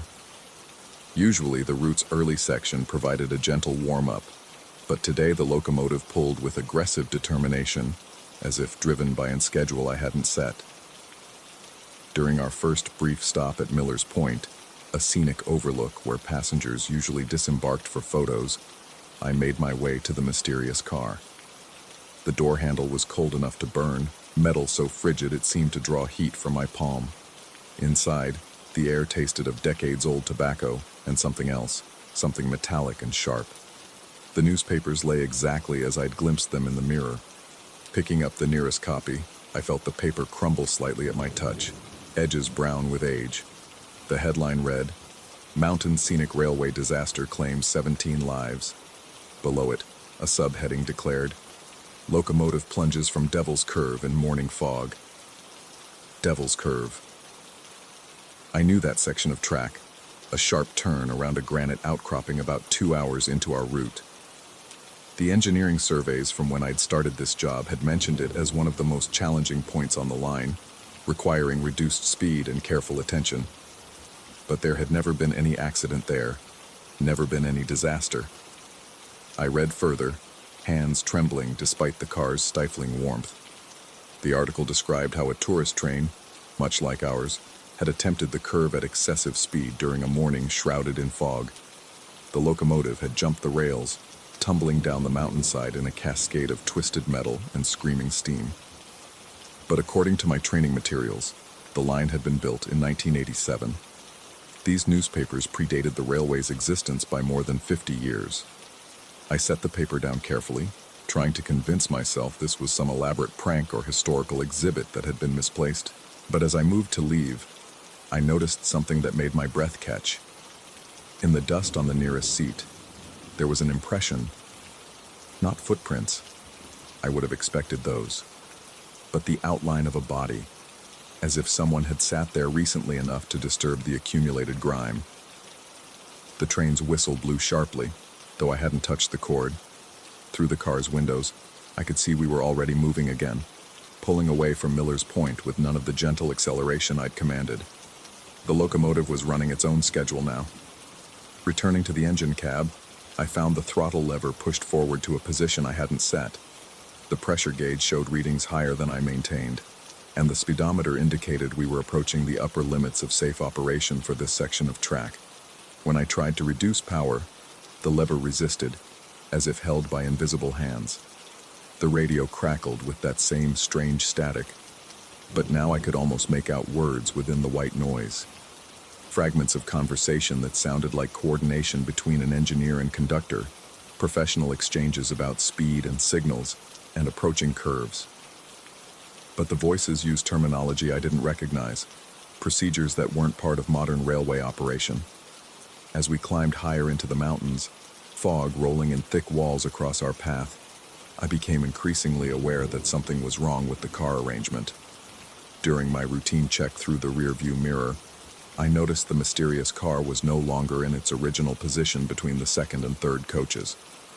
It now trailed at the very end of the train, despite the impossibility of such a rearrangement without uncoupling and extensive maneuvering.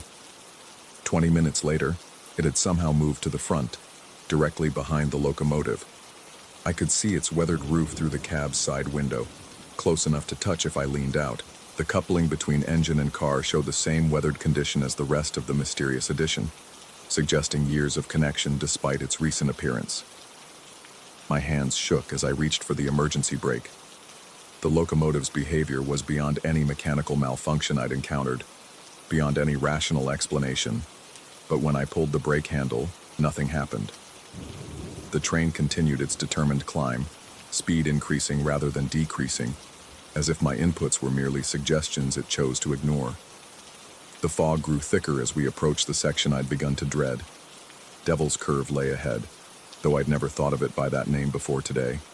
Now the designation seemed carved into my mind, as inevitable as the rails beneath our wheels. The newspapers in the mysterious car had provided detailed descriptions of the turn's geography, warning signs I'd never noticed during previous runs. Through the fog, landmarks began to appear exactly as the 1932 articles had described them.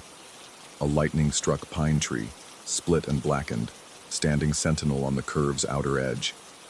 A granite outcropping shaped like a sleeping giant's profile. A wooden mile marker that shouldn't exist on a modern railway line, but which emerged from the mist exactly where the newspaper had placed it. The locomotive's whistle began sounding on its own, a series of sharp blasts that matched no standard signal I knew. Through the rearview mirror, I could see passengers in the regular cars looking concerned, faces pressed to windows as they tried to understand our increasingly erratic behavior. But when I glanced toward the mysterious car, its windows remained empty, dust-covered seats undisturbed despite our rough passage. The radio's static resolved briefly into clear transmission, voices from 1932 discussing weather conditions and track status with growing urgency. An engineer reporting fog so thick he could barely see the rails ahead. A conductor noting unusual locomotive behavior. throttle responses that seemed independent of operator input, a dispatcher warning about speed restrictions approaching Devil's Curve. I realized I was hearing the final communications from the train that had never crashed, the disaster that had never happened. Somehow, through mechanisms I couldn't comprehend, I was being forced to complete their interrupted journey. The curve appeared ahead through the fog, rails bending sharply around the granite outcropping just as the newspapers had described. The locomotive showed no sign of slowing, pressure gauges redlining, wheels screaming against rails that seemed to vibrate with anticipation. In the rearview mirror, the mysterious car had returned to its original position, and through its dust-covered windows, I could swear I saw shadowy figures occupying those ancient seats. The speedometer needle pushed past every safe limit as we approached the turn. I fought the controls, pulled emergency systems, even considered jumping from the cab despite the certain injury such action would cause. Nothing responded. The locomotive had become something beyond mechanical, driven by momentum that predated its construction. Devil's Curve rushed toward us through the fog, and I understood with crystalline clarity that I was about to complete a disaster that had been waiting 93 years to happen. The newspapers hadn't been reporting history. They'd been predicting it, waiting for the right morning, the right fog, the right train to fulfill their headlines. But as we entered the curve, wheels shrieking against rails that seemed to bend and flex beneath our weight, something unexpected happened. Instead of the violent derailment the newspapers promised, we simply continued. The locomotive held the rails, maintained its impossible speed, and emerged from the curve intact. In the sudden silence that followed, I found myself alone in the cab of a familiar engine, running a routine morning excursion with 5 passenger cars, exactly as scheduled. The mysterious 6th car had vanished, leaving no trace of its presence beyond my own shaken memory and the lingering smell of aged tobacco. The radio crackled back to life with Henderson's voice, asking about our progress and mentioning nothing unusual about our departure. The passengers resumed their cheerful chatter, pointing out scenic vistas as if nothing had disturbed their journey. Even the fog began to lift, revealing the familiar mountain landscape I'd navigated hundreds of times before. But as we descended toward our final destination, I couldn't shake the feeling that something fundamental had changed, not in the world around me, but in my understanding of what was possible. The newspapers I'd seen, the voices I'd heard, the car that had moved through positions like a chess piece guided by invisible hands, all of it felt more real than the ordinary morning that surrounded me now. Later, during my mandatory post-trip inspection, I found myself counting cars again. 5, as always. 5, as scheduled. But in the dust beside the tracks, near where the mysterious car had first appeared, I discovered something that made my blood freeze. Tire marks from railway wheels, fresh impressions in the gravel, showing the distinctive pattern of a car that had been coupled and uncoupled recently. The spacing matched exactly what I remembered of the mysterious car's wheelbase. I never reported what happened that morning. Who would believe such a story? But I've continued running the route, and every time we approach Devil's Curve, I reduce speed regardless of schedule constraints. The fog still rolls through those mountains, thick and concealing, and sometimes when it's particularly dense, I catch glimpses of burgundy paint through the mist. The newspapers from 1932 predicted a disaster that never happened, but I've begun to suspect they weren't wrong, just early. Somewhere in the space between what was and what might be, a train is still running toward that curve, carrying passengers who don't exist toward a destination that waits in the fog. And someday, when the conditions are exactly right, when the mist is thick enough and the locomotive eager enough, that train might finally complete its interrupted journey. The only question is whether I'll be the one driving it when it does. Story 11.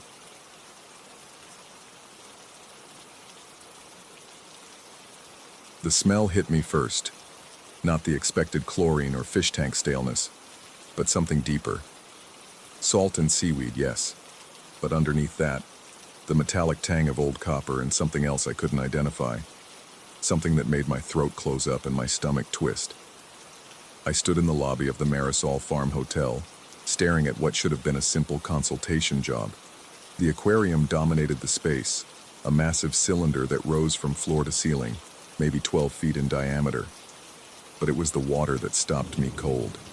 It moved in a perfect spiral, a lazy helix that defied every principle of fluid dynamics I knew. No pumps hummed, no filters gurgled, yet the water maintained its rotation with mechanical precision. I approached slowly, my veterinary bag suddenly feeling heavier than it should. "Dr. Martinez?" The hotel manager appeared beside me, a thin man with nervous hands that wouldn't stay still. "Thank you for coming. I'm Robert Chen. We've been having concerns about the display." I nodded, still watching the water. "What kind of concerns?" His hands fluttered toward the tank, then dropped. "The spiral started 3 days ago. Maintenance checked everything. No equipment malfunction, no external causes they could find. But that's not the real problem." "What is?" Chen glanced around the empty lobby, then leaned closer. "Guests have been complaining about sounds. Singing, they say. Old songs. Some claim they see things in the water that aren't there." I set my bag down and pulled out my tablet, switching on the recording app. Standard procedure for unusual marine behavior cases. "How long has the tank been operational?" 6 months. We commissioned it as a centerpiece attraction. The contractor used reclaimed materials for authenticity. Panels from an old merchant vessel that sank off the coast in 1899. The Cantadora, I think it was called. The name sent an inexplicable chill down my spine. I moved closer to the glass, pressing my palm against its surface. The water felt warm, warmer than any properly maintained aquarium should be. And there was something else. A subtle vibration, like a distant engine running. What marine life was originally housed here? Small tropical fish, some coral formations. Standard reef setup, but... Chen's voice trailed off. "But what?" "They all died within the first week. Every fish, every piece of coral. The water chemistry was perfect, temperature controlled, everything by the book. They just stopped moving, one by one." I knelt beside the tank, examining the base where the old ship panels had been integrated. The wood was dark, almost black, with a grain pattern that seemed to shimmer in the lobby lighting. My fingers traced the edge where wood met glass, and I felt that vibration again, stronger now. It seemed to pulse in rhythm with something, my heartbeat maybe, or something deeper. "Dr. Martinez?" Chen's voice seemed to come from very far away. "Are you all right?" I blinked, realizing I'd been staring at the panel for several minutes. "Fine. Just examining the construction." I stood, feeling slightly dizzy. "I'll need to take some water samples, check the chemistry, maybe run some acoustic tests." "Acoustic tests?" "For the sounds your guests are hearing. Could be equipment resonance, pipe vibration, any number of things." I was saying the words, but part of me didn't believe them. The spiral continued its hypnotic rotation, and I found myself following its movement despite trying to focus elsewhere. That night, I researched the Cantadora in my hotel room 3 floors above the lobby. The internet connection was frustratingly slow, but I pieced together fragments of the story. The ship had been carrying exotic cargo from the Caribbean, rare corals, tropical fish, specimens for wealthy collectors in Boston. But there were stranger mentions buried in historical society records and maritime disaster reports. Multiple witnesses described hearing singing from the ship's hold during its final voyage. Passengers complained of sleeplessness, of dreams where they were swimming in endless oceans. The captain's final log entry, recovered from floating debris, mentioned that the ship's cargo had begun calling to the deep waters. The official cause of sinking was listed as structural failure, but survivor accounts spoke of the ship simply dissolving into the sea, as if the water had claimed it piece by piece. Only 23 of the 74 passengers and crew were rescued. I closed my laptop and tried to sleep, but the sound from below kept reaching me. It started as a low hum, barely perceptible, but gradually resolved into something that might have been voices, distant voices, singing in harmony. I pressed my ear to the floor, trying to convince myself it was the hotel's ventilation system or maybe guests in the lobby bar. But the melody was too complex, too layered. Multiple voices weaving together in patterns that seemed almost familiar, like a half-remembered lullaby from childhood. I found myself humming along before I realized what I was doing. The next morning, I returned to the lobby with a full array of testing equipment. The aquarium looked different in daylight, larger somehow, and the spiral seemed to have tightened.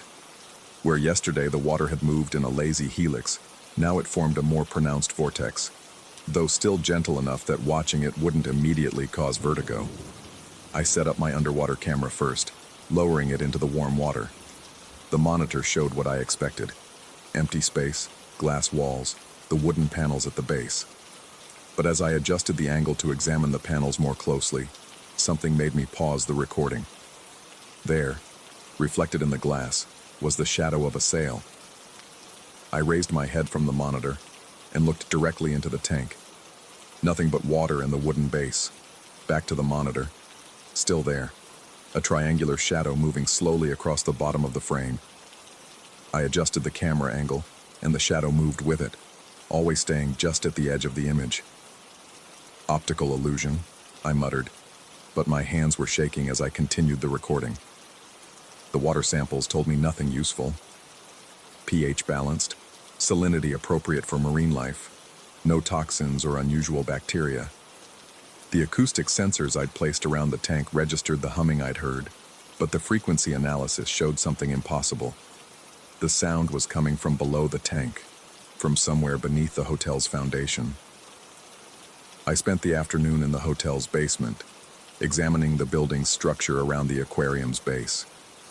The tank extended down into the foundation, deeper than the architectural plans indicated. When I asked Chen about it, his nervous hands became even more agitated. The contractor said they needed to go deeper than planned, he explained. Something about proper support for the weight. They hit some kind of underground water source and had to adjust the design. What kind of water source? I don't know. They sealed it off, used it as part of the tank's circulation system, said it would create a more natural environment. That evening, I positioned myself in the lobby after the hotel had emptied of guests. I wanted to observe the aquarium without interruption, to document any changes in the water's behavior. The singing had grown stronger throughout the day, and now, in the quiet lobby, it was impossible to ignore.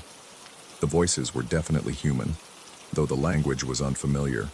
Sometimes Spanish, sometimes English, sometimes something older. I could make out individual words. Home, mother, deep water, come down.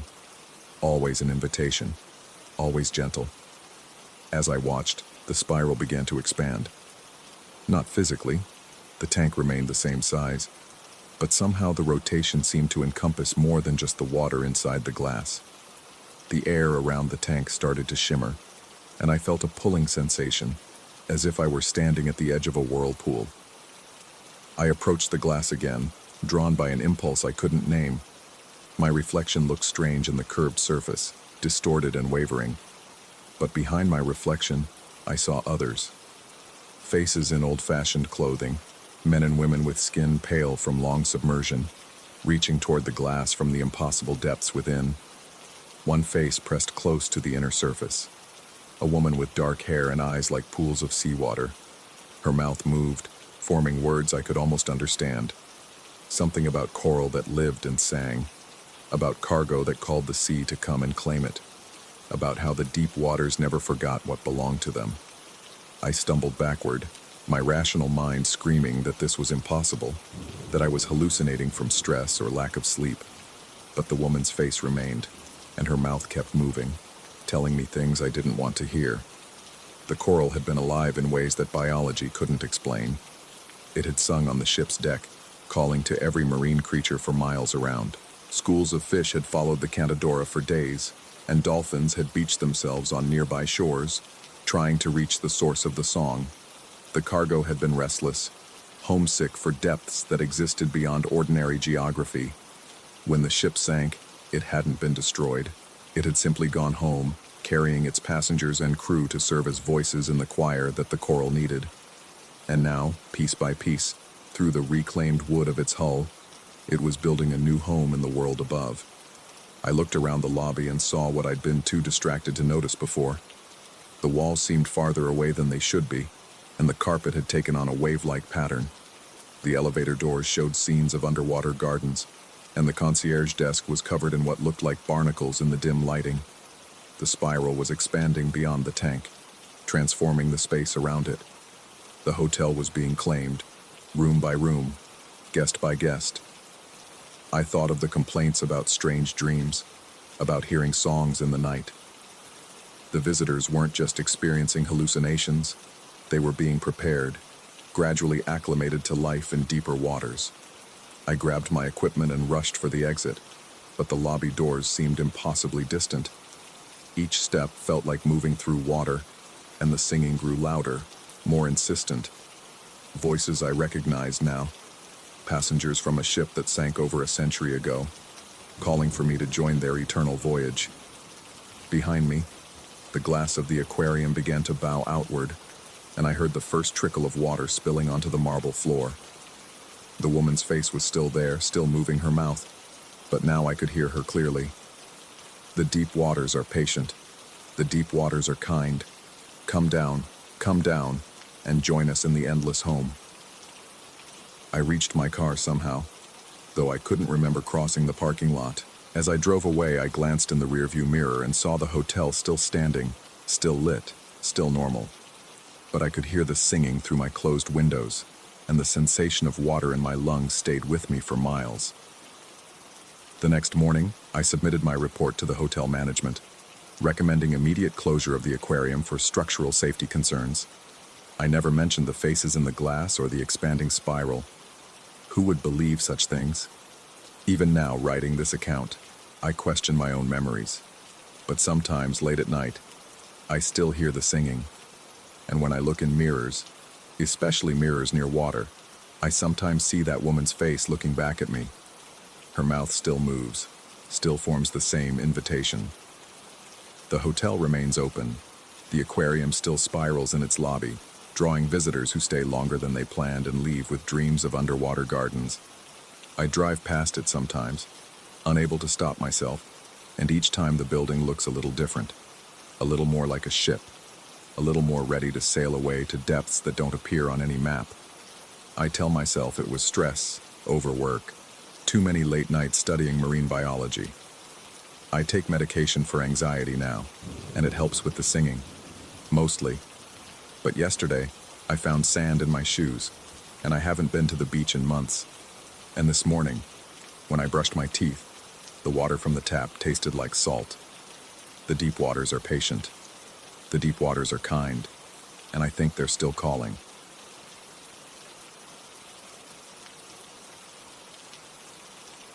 Story 12.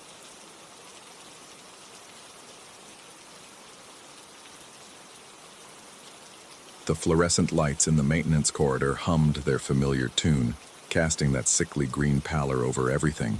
23 years I'd been keeping the Meridian Tower running smooth, and in all that time, I'd never heard complaints quite like these. It's coming from the elevator shaft. Mrs. Chen from the 15th floor had insisted, her voice tight with exhaustion. Every night around 3 a.m., like machinery grinding, but wrong somehow. The others described it differently. Mr. Rodriguez called it whispers behind metal. The night security guard Thompson swore it sounded like footsteps pacing in an empty room, but they all pointed to the same place, the central elevator bank, specifically the shaft furthest left. I stood before the control panel, studying the digital readout. Elevators A through G were accounted for, their status lights blinking in reassuring patterns. But there at the bottom of the display was something I'd noticed before, but never questioned. A grayed-out button labeled 0. My supervisor, Martinez, had mentioned it once during my first week. Some kind of service elevator, he'd said, decommissioned years ago. Buildings so old, half the systems were grandfathered in from the original construction. Never thought much about it until now. The grinding sound started as I stood there, a low mechanical groan that seemed to emanate from the walls themselves. It wasn't coming from any of the active elevators. I'd checked their logs obsessively over the past week. Whatever was making that noise lived somewhere else entirely. I pressed my hand against the wall beside the leftmost shaft. The vibration traveled up my arm, a rhythm that felt almost organic, like breathing, if breathing required gears and cables. The building's blueprint room occupied a forgotten corner of the third basement level, buried beneath decades of filing cabinets and obsolete equipment manuals. I'd been down there exactly twice in my career, once during orientation, once to retrieve schematics for a water main repair. The air always felt thick down there, heavy with the weight of accumulated time. I found what I was looking for tucked behind a stack of HVAC modifications from the 80s, the original elevator specifications. The paper had yellowed to the color of old bone, and the ink had faded in places, but the diagrams were clear enough. 8 elevator shafts, not 7. The leftmost shaft, elevator 0, descended 2 levels below the lowest basement. According to the blueprint, it accessed something called sublevel gamma, which was marked with a notation I'd never seen before. Quantum Transport Research Platform, project status, incomplete. The timestamp on the document was 1987. The building had been completed in 1989. My hands were shaking as I photographed the blueprint with my phone. The notation felt like a splinter in my mind, something that didn't belong in the orderly world of maintenance schedules and equipment logs. Quantum transport. The words carried a weight that made my chest tight. I made copies of everything, the blueprints, the installation permits, even a few memo fragments that had somehow survived the decades. One memo, dated October 15, 1987, caught my attention. Transport platform experiencing temporal displacement issues. Recommend immediate suspension of testing until synchronization protocols can be established. Mirror effect becoming more pronounced. Personnel report disorientation and identity confusion during proximity to active platform. The memo was signed by someone named Dr. Elizabeth Vance, project director. I'd never heard of her, but the company letterhead matched the building's original developers. That night, I couldn't sleep. The words kept cycling through my head. Mirror effect, temporal displacement, identity confusion. I found myself standing at my apartment window, staring down at the city lights, wondering how many other buildings contained secrets like this. How many maintenance workers had found documentation that made them question everything they thought they knew about their workplace. The next morning I arrived early. The building was nearly empty, just a handful of early commuters and the cleaning crew finishing their rounds. I made my way to the elevator control room, a cramped space behind the main lobby that housed the central computer systems. The master control panel was a mix of old and new technology, analog switches beside digital displays, cables snaking between components that had been installed decades apart. I'd serviced this system hundreds of times, but now I was looking for something specific. I found it buried in the auxiliary controls, a manual override switch labeled Emergency Service Access, Level 0. The switch was covered by a clear plastic guard, the kind designed to prevent accidental activation. Beside it, a small LED sat dark and lifeless. I lifted the guard. The switch underneath was worn smooth, as if it had been used recently and frequently. That didn't make sense. According to every record I'd seen, Elevator 0 had been offline for over 30 years. The grinding sound started again, right on schedule. 3 a.m., just like Mrs. Chen had said. But it was morning now, which meant either the sound wasn't tied to a specific time, or something else was keeping track of hours in a way that didn't match the outside world. I flipped the switch.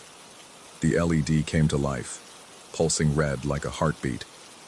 Somewhere in the walls, machinery hummed to life. Not the familiar sound of the regular elevators, but something deeper, more complex. The vibration in the floor changed, taking on harmonics that seemed to resonate in my bones. The main elevator bank shifted. Where 7 sets of doors had stood moments before, an 8th door materialized at the leftmost position. Not appeared, materialized. Like it had always been there and I'd simply failed to notice it until this moment. The door was identical to the others in every way except one. Instead of brushed steel, its surface seemed to absorb light, creating a subtle visual distortion that made my eyes water when I looked directly at it. I approached slowly, my maintenance key ring heavy in my hand. The call button beside the door was already illuminated, though I hadn't pressed it. When I reached for it, my reflection appeared on the door's surface. But something was wrong with it.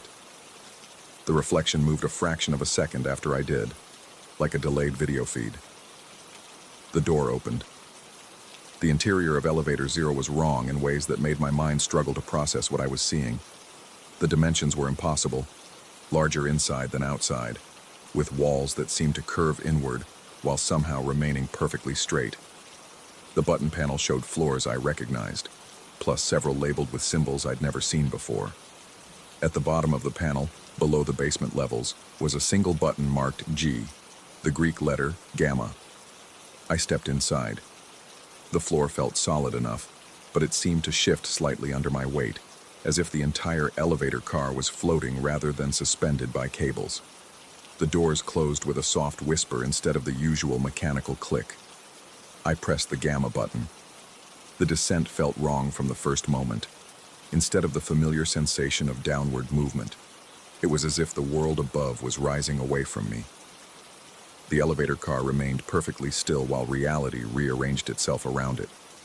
My ears popped, but not from pressure change, from something else entirely, something that felt like the air itself was being stretched.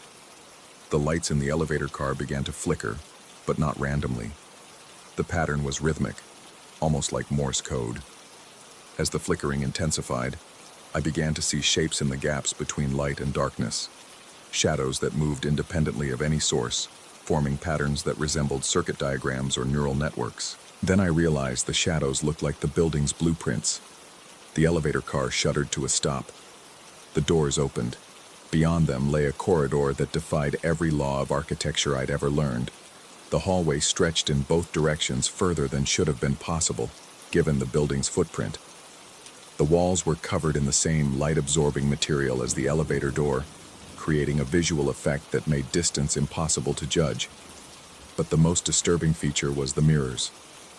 They lined both walls of the corridor, stretching from floor to ceiling, each one reflecting not the hallway itself, but different versions of it.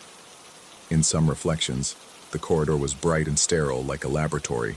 In others, it was in ruins, cables hanging from the ceiling like mechanical vines. In a few, the corridor appeared to be flooded, dark water lapping at the edges of the mirror frames. I stepped out of the elevator. The floor beneath my feet felt solid, but each step produced an echo that came from the wrong direction, not from below, but from above, as if I were walking on the ceiling of an inverted room. In the mirrors, I could see myself walking. But like my reflection in the elevator door, each mirror showed me acting a few seconds behind my actual movements. Worse, the reflections weren't identical. In some mirrors, I appeared to be wearing different clothes. In others, I looked older or younger, or was accompanied by shadowy figures I couldn't identify. One reflection showed me carrying a clipboard, writing frantically on pages I couldn't read. Another showed me standing perfectly still, staring directly out of the mirror with eyes that held an expression of absolute terror. I walked deeper into the corridor, trying to make sense of what I was experiencing. The rational part of my mind insisted this was impossible, some kind of elaborate art installation, or a hallucination brought on by stress and too little sleep. But my body knew better. Every nerve was screaming that I was in a place that existed outside normal physical laws. The corridor branched ahead, splitting into multiple pathways that curved away into darkness. I chose the left path arbitrarily, and immediately noticed that my reflection in the mirrors was choosing different routes. Some of my mirror selves went right, others continued straight. A few turned back toward the elevator.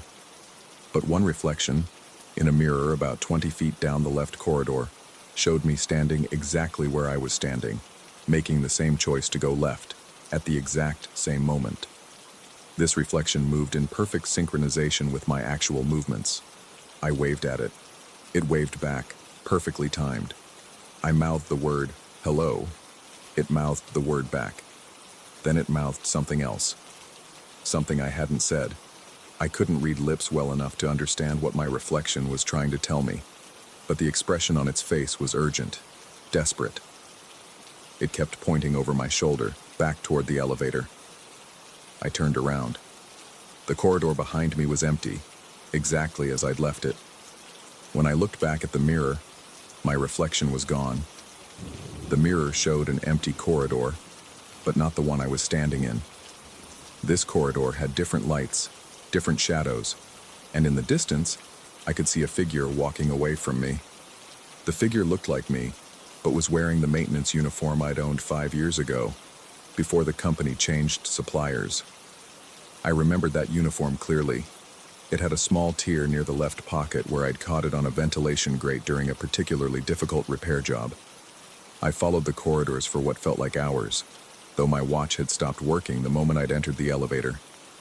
Each path led to new configurations of mirrors, new reflections, new versions of myself engaged in activities I couldn't remember performing. In one reflection, I was reading from the same memo I'd found in the blueprint room, but the text was different, written in a language that looked almost like English but used symbols I didn't recognize. In another, I was speaking animatedly to someone outside the mirror's range, gesturing at what appeared to be a complex diagram covered in equations. The most disturbing reflection showed me sleeping in what looked like the maintenance room back in the building. But the room was configured wrong, equipment in the wrong places, walls covered in monitors displaying incomprehensible data streams. I was beginning to understand that this wasn't just a place below the building. It was a place between places, where different versions of events played out simultaneously. The quantum transport platform Dr. Vance had mentioned in her memo wasn't just incomplete, it was broken in a way that had created cracks in reality itself. The grinding sounds I'd been hearing weren't mechanical failures. They were the sounds of time and space grinding against each other, trying to reconcile incompatible versions of the same events. I found what might have been the platform at the center of the maze. It was a circular room filled with equipment I couldn't identify, devices that seemed to be part electronic and part organic, cables that pulsed with their own internal light, screens displaying readouts in mathematical notation that hurt to look at directly. In the center of the room stood a podium holding a thick manual, bound in what looked like metal rather than paper. The title page read, Temporal Synchronization Protocols, Meridian Quantum Transport Platform, Final Revision, Dr. Elizabeth Vance, October 1987. I opened the manual. The pages were filled with handwritten notes in multiple different handwritings, all of which looked like my own. Some notes were in pencil, others in pen, a few in red ink that might have been marker. The handwriting styles were similar but distinct, as if written by the same person at different ages or in different mental states. One note, written in careful block letters, read, The platform creates temporal echoes. Each use produces multiple potential outcomes, all equally real. The mirror effect allows observation of parallel decision trees. Warning, prolonged exposure leads to identity fragmentation. Another note in hurried cursive said, I keep coming back here. Every version of me keeps coming back. We're all trying to understand, but understanding changes us, and changing creates new versions. How many of me are there now? At the bottom of the page, in shaky handwriting that looked like it had been written by someone with trembling hands, the elevator only goes down. It never goes up. We're all still here, all still trying to fix it, all still failing. The building doesn't know which version is real anymore. I closed the manual and backed away from the podium. The room's mirrors showed dozens of versions of me, all at different stages of reading the same manual, all wearing expressions that ranged from confusion to terror to a kind of resigned acceptance. One mirror showed me as an old man, still wearing a maintenance uniform, still carrying the same key ring, reading the manual for what appeared to be the 1,000th time. Another showed me young, maybe just out of high school, staring at the manual with fresh eyes that held no recognition of its contents. A third showed me exactly as I was now, but instead of backing away from the podium, that version of me was writing additional notes in the manual's margins. I needed to leave. I needed to get back to the elevator and return to the world I understood, where maintenance problems had logical solutions and mirrors showed only what was actually in front of them. But when I turned to retrace my steps, I found that the corridor layout had changed. The path I'd taken to reach the platform no longer existed. Instead, I faced a dozen different corridors, each leading in directions that seemed to violate the basic geometry of three-dimensional space. I chose one at random and began walking. The mirrors in this corridor showed me making different choices, taking different paths, but they all led to the same destination, a small room containing nothing but a single elevator door. The door was identical to the one I'd entered through, complete with the same light-absorbing surface and the same slightly delayed reflection. But when I pressed the call button, nothing happened. The elevator was already there, doors open, but the interior was completely dark. I stepped inside. Instead of the familiar button panel, the wall held a single switch labeled Return to Baseline Reality, YN. I flipped the switch to Y. The ascent felt like waking up from a dream within a dream within a dream. Layers of unreality peeled away as the elevator rose, each layer taking with it some piece of what I'd experienced below. By the time the doors opened, I could barely remember why I'd gone down there in the first place. I stood in the familiar lobby of the Meridian Tower, surrounded by the morning rush of commuters heading to their offices. Everything looked exactly as it should. The elevator bank showed 7 doors, just as it always had. The control panel in the maintenance room displayed 7 elevators, A through G, all functioning normally. But in my pocket, I found a single page torn from a manual, covered in handwriting that looked like mine, but wasn't quite right. The text was a maintenance schedule for equipment I'd never seen before, dated for tomorrow, signed with my name in handwriting that was almost, but not exactly my own. And sometimes, usually around 3 a.m., I still hear the grinding sounds coming from somewhere in the walls. Mrs. Chen has stopped complaining about them. In fact, when I asked her about it last week, she looked at me with complete confusion and insisted she'd never reported any unusual noises. The strange thing is, I believe her. I've been checking the maintenance logs obsessively, looking for any record of my trip to the sub-basement level. There's nothing. According to every system in the building, Elevator 0 has never existed. But I know it's there. I can feel it sometimes, when I'm working late and the building is mostly empty. A presence behind the walls, a system running parallel to everything else, following its own logic and its own schedule. I've stopped looking for it. I've stopped investigating the blueprints or trying to locate Dr. Vance's research notes. Some problems aren't meant to be fixed, but late at night when I'm lying in bed and can't sleep, I find myself wondering, how many other maintenance workers have found that switch? How many versions of myself are still down there, still trying to understand, still writing notes in a manual that exists in too many places at once? And sometimes, just before I fall asleep, I can swear I hear the sound of an elevator moving behind the walls of my apartment, carrying passengers to floors that don't exist in any building I've ever seen. The grinding sound is getting louder.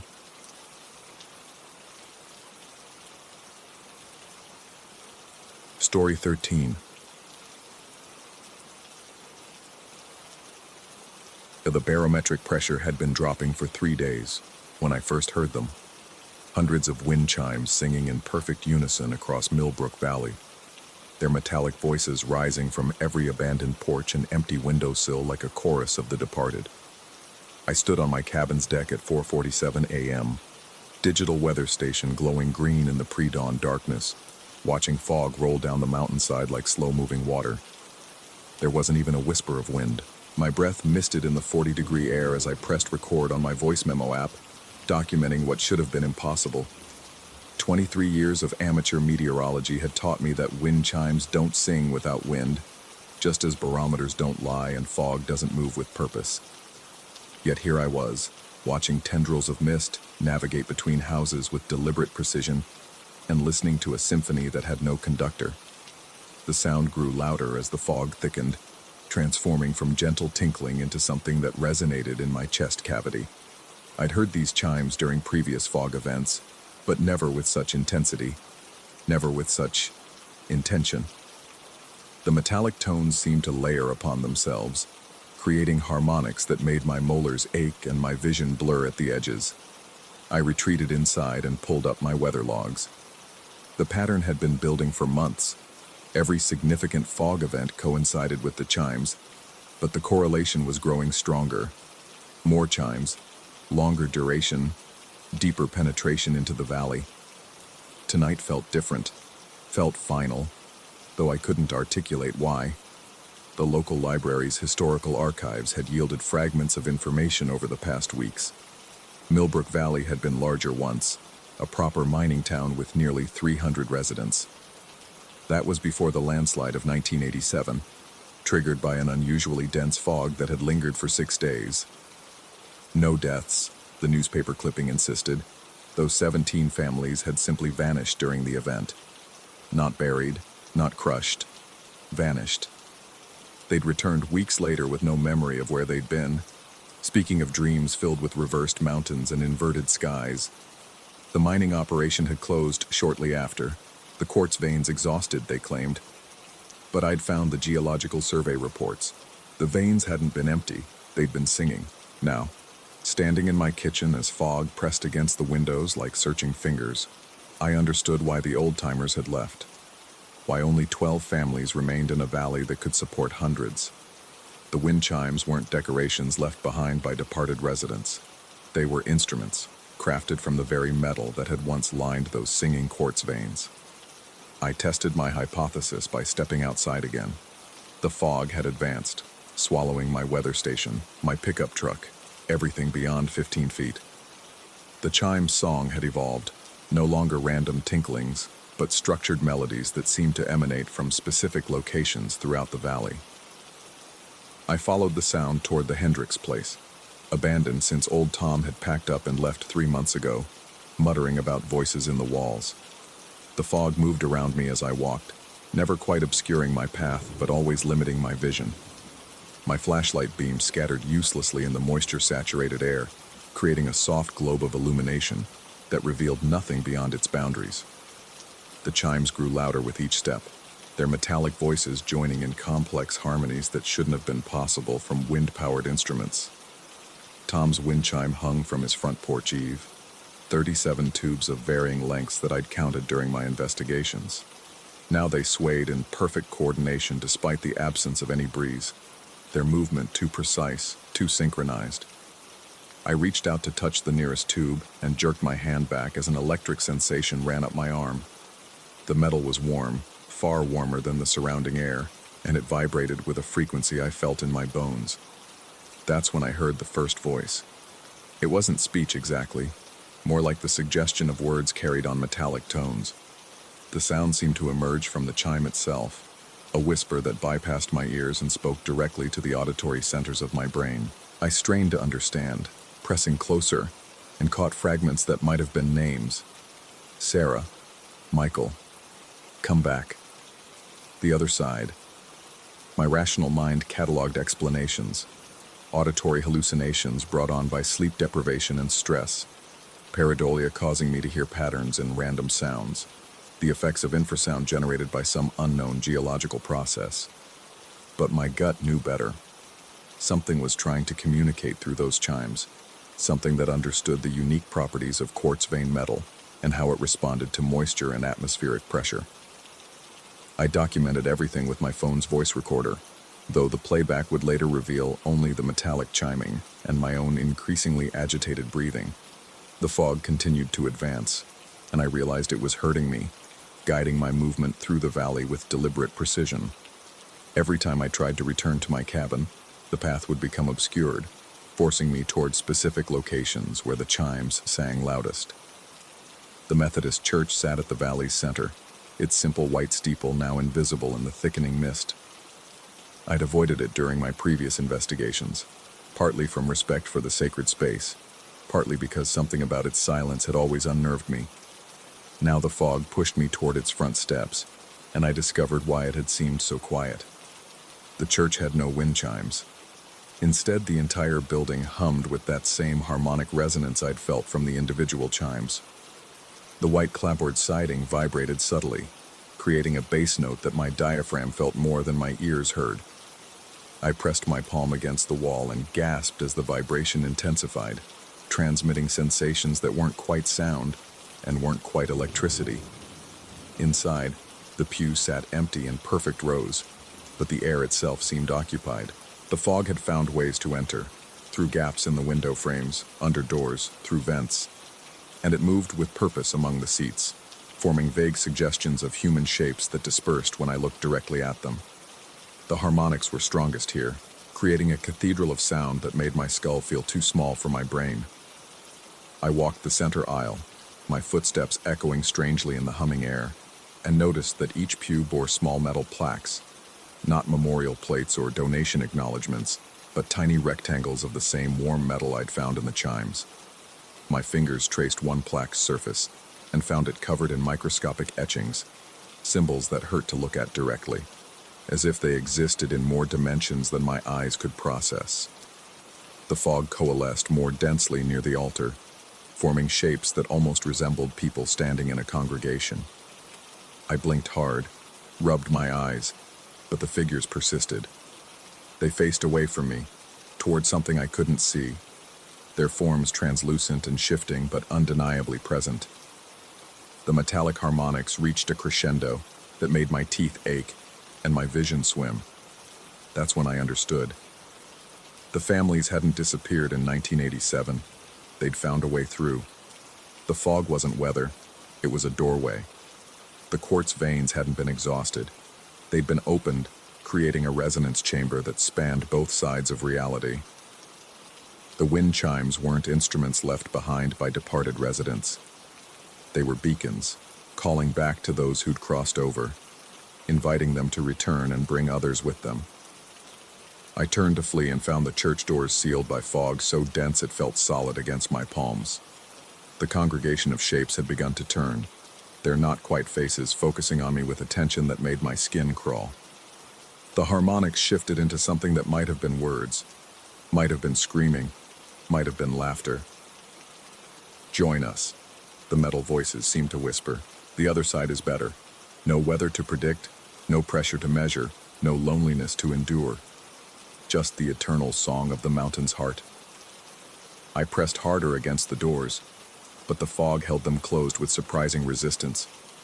The shapes in the pews were moving now, not walking but flowing like liquid toward the aisle. My heart hammered against my ribs as I realized I had two choices: surrender to whatever waited on the other side of that resonance, or find another way out. The window behind the altar showed cracks in its old glass, hairline fractures that had been there for decades. I grabbed a hymnal from the nearest pew and hurled it with desperate strength. The glass shattered outward, letting in a rush of normal air that disrupted the chamber's perfect acoustics. The harmonics faltered, the shapes wavered, and the fog loosened its grip on the doors. I ran. My cabin seemed impossibly distant as I stumbled through streets I'd walked for years but now felt alien and threatening. The fog pursued but couldn't maintain its coherence in the open air, dispersing into natural weather patterns that my instruments could actually measure. Behind me, the church's broken window had silenced its song, but wind chimes throughout the valley continued their metallic chorus, fainter now but persistent. I made it home as the first hints of dawn began to gray the eastern sky. My weather station showed normal readings, humidity dropping, pressure rising, wind speed registering the gentle breeze that now actually moved the fog in predictable patterns. But when I checked my voice recordings from the night, I found only static and the sound of my own labored breathing. That was 3 weeks ago. Since then, I've noticed changes. The fog comes more frequently, and each time the chimes sing a little longer. My neighbors, what few remain, have begun mentioning strange dreams about reversed mountains and inverted skies. Mrs. Patterson asked me yesterday if I'd ever heard voices in the weather, then laughed nervously and changed the subject. Young Dr. Reeves at the clinic has been prescribing sleeping pills to half the valley, though he admits he's been having trouble sleeping himself. I've started packing my equipment, planning to relocate to a nice flat town where fog behaves according to meteorological principles and metal doesn't sing without reason. But every evening, as the barometric pressure begins to drop, I find myself hesitating. Part of me wonders what would have happened if I'd stayed in that church, if I'd let the resonance take me wherever it was calling. Part of me wonders if the other side really is better. Tonight, the pressure is dropping again. The fog is gathering on the mountainside, and I can already hear the first tentative notes from the wind chimes throughout the valley. I should leave now, while I still can, while I still want to. But I'm beginning to think that wanting to leave and being able to leave might be two very different things. The fog is patient after all. It has been patient for decades, calling back its lost children one by one. And I'm starting to suspect that some forms of weather aren't governed by atmospheric conditions at all. Some forms of weather are governed by hunger. Recording ends.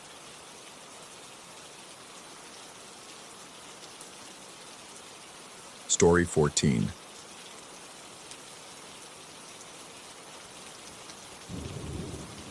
The first thing you notice about the Avalon Grand isn't its faded gilt moldings or the dust motes dancing through Art Deco sunbeams. It's the silence. Not the peaceful quiet of an empty building, but the heavy, expectant hush of a theater moments before the curtain rises. I've been the caretaker here for 3 months now, preparing this 1920s monument for its grand reopening, and that silence follows me through every corridor like a faithful dog. The 5th floor held its secrets behind a canvas tarp that had grown stiff with decades of neglect. Room 517 was supposed to be the crown jewel suite, according to the architectural plans. But when I finally climbed those stairs with my crowbar and cleaning supplies, I found something else entirely. The room was empty except for an enormous mirror that dominated the far wall, easily 8 feet tall and 6 feet wide, its ornate bronze frame carved with theatrical masks that seemed to shift expressions in my peripheral vision. The tarp came away with a sound like old skin peeling, releasing the musty scent of trapped time. Beneath, the mirror's surface was pristine, impossibly clear for something that had been covered since the 1940s. I stood there for a moment, tools in hand, staring at my reflection. Then I noticed the lag. It wasn't much at first, maybe a second, perhaps less. I raised my hand to test it, and my reflection followed a heartbeat behind, like a bad video call. I tilted my head left, and my mirror self hesitated before mimicking the movement. The rational part of my mind, the part that had learned to ignore the building's settling groans and unexplained drafts, suggested it was probably an optical illusion. Old mirrors developed imperfections. Light played tricks. But my reflection was staring directly at me while I was looking away. I left the room quickly that day, telling myself I'd return tomorrow with proper cleaning equipment. The building manager, Mrs. Chen, had mentioned something about the 5th floor having quirks, but she'd been vague about specifics. Hotel management rarely volunteers information about rooms that might spook guests, even long-dead guests. That night, alone in my basement apartment beneath the hotel's foundation, I dreamed of bronze masks laughing silently. I woke with the taste of old copper in my mouth and the unshakable feeling that someone had been watching me sleep. The next morning brought rain that drummed against the Avalon's tall windows like impatient fingers. I found myself drawn back to room 517, ostensibly to finish the cleaning job I'd abandoned. The mirror waited, unchanged, reflecting the gray morning light with disturbing clarity. This time, when I approached, the delay in my reflection was more pronounced, nearly 3 seconds, long enough to notice that my mirror self wasn't quite keeping pace with my movements, long enough to see that my reflection was making different facial expressions. I stood perfectly still, watching as my mirror image continued moving, adjusting his collar, running a hand through his hair, movements I wasn't making. He looked tired, this other me, with deeper lines around his eyes and a slump to his shoulders that spoke of burdens I didn't remember carrying. When he finally stopped moving and looked directly at me, his mouth formed words I couldn't hear. He was trying to tell me something. I spent the rest of that day in the hotel's archives, a musty room in the sub-basement where previous owners had stored decades of paperwork. The Avalon's history read like a collection of ghost stories, mysterious disappearances, unexplained accidents, guests who checked out in the middle of the night claiming their rooms were occupied by previous visitors. But it was the folder marked Special Installations, 1925, that made my hands shake. Professor Aldrich Thorne, stage name The Temporal Maestro, had been a popular performer in the 1920s. His specialty was time-based illusions, making pocket watches run backward, causing flowers to age and bloom in reverse, convincing audiences he could glimpse fragments of the future. The hotel had commissioned him to create a unique experience for the Crown Jewel Suite, something that would attract wealthy patrons seeking entertainment beyond the ordinary. The installation notes were written in Thorne's spidery handwriting. The mirror serves not as a window to tomorrow, but as a reservoir for yesterday. Each reflection leaves a residue, a temporal echo that accumulates with exposure. Guests will witness their own futures by observing the behavior patterns established by previous visitors. But the final entry, dated 6 months later, told a different story. The device exceeds intended parameters. Subjects report increasing delay in reflective response. Temporal echoes show signs of autonomous behavior. Recommend immediate discontinuation. The mirror had been covered and sealed the following week. By the third night, the delay had stretched to nearly 10 seconds. I found myself returning to room 517 despite every instinct screaming at me to stay away. Something was compelling me upward, as if the building itself was drawing me to that mirror like iron filings to a magnet. This time, when I looked into the glass, I saw not just one delayed reflection, but several. 3 versions of myself stood in that silvered space, each one slightly different, each one moving to their own rhythm. The closest looked exactly like me, but moved with the confidence I'd lost years ago. The second appeared older, grayer, with scars on his hands I didn't recognize. The third was barely visible in the background, translucent and flickering like a poor television signal. They were all looking at me. The oldest stepped forward, pressing his palm against the glass from the inside.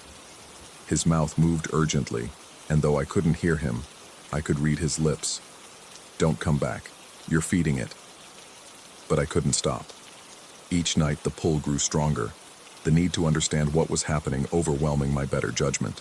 The mirror was collecting me, piece by piece, reflection by reflection. And each version trapped inside was a fragment of my life, a moment when I'd made a choice that led me to this room, this building, this impossible situation. The fourth night brought a revelation that made my blood freeze. As I stood before the mirror, watching my collection of selves gesture frantically from within the glass, I noticed something else. Other faces, dozens of them, layered behind my own reflections like photographs exposed multiple times on the same frame.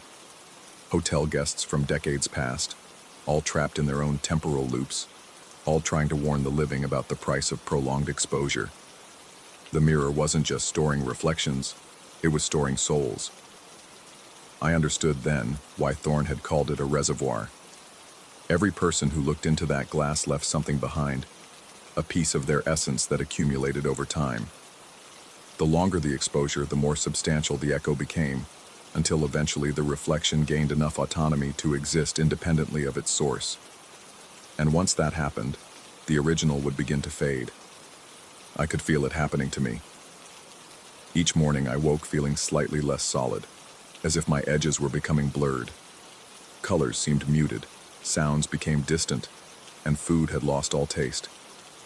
Meanwhile, my reflections grew more vivid, more real, more desperate to escape their glass prison. On the 7th night, I made a decision that terrified me. I would try to communicate with them, to understand what they needed.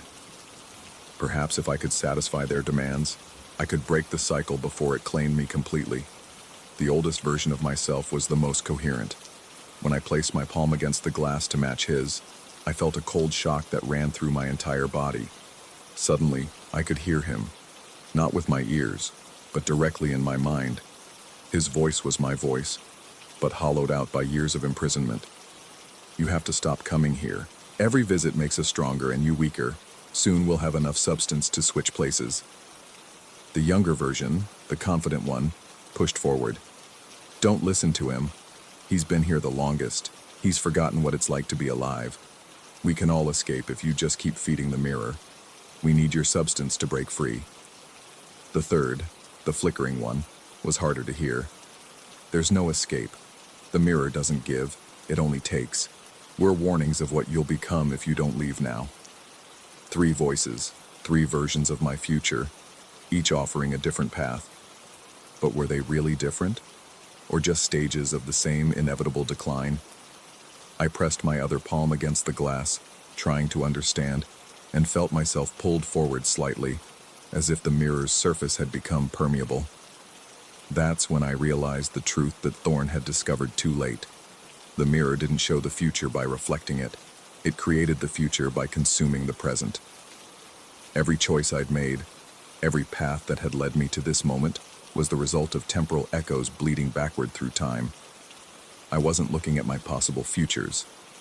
I was looking at the versions of myself that had already made the journey I was about to make.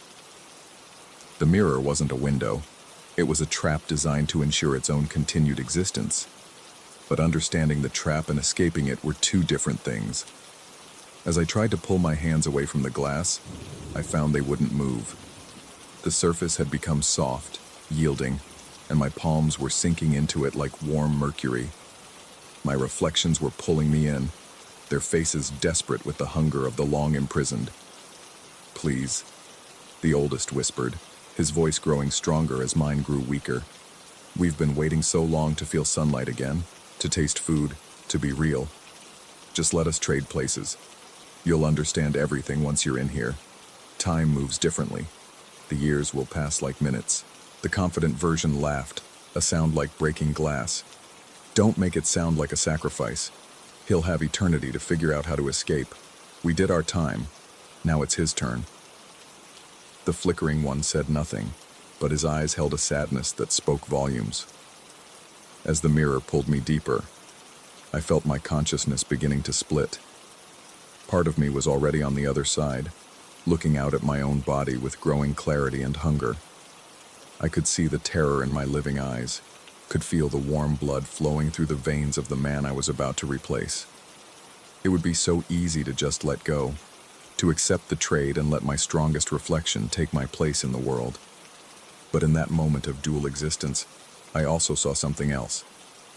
The truth about Professor Thorne. He hadn't died or disappeared, as the record suggested. He was still in the mirror, but so deep in the layers of reflection that he'd become almost invisible.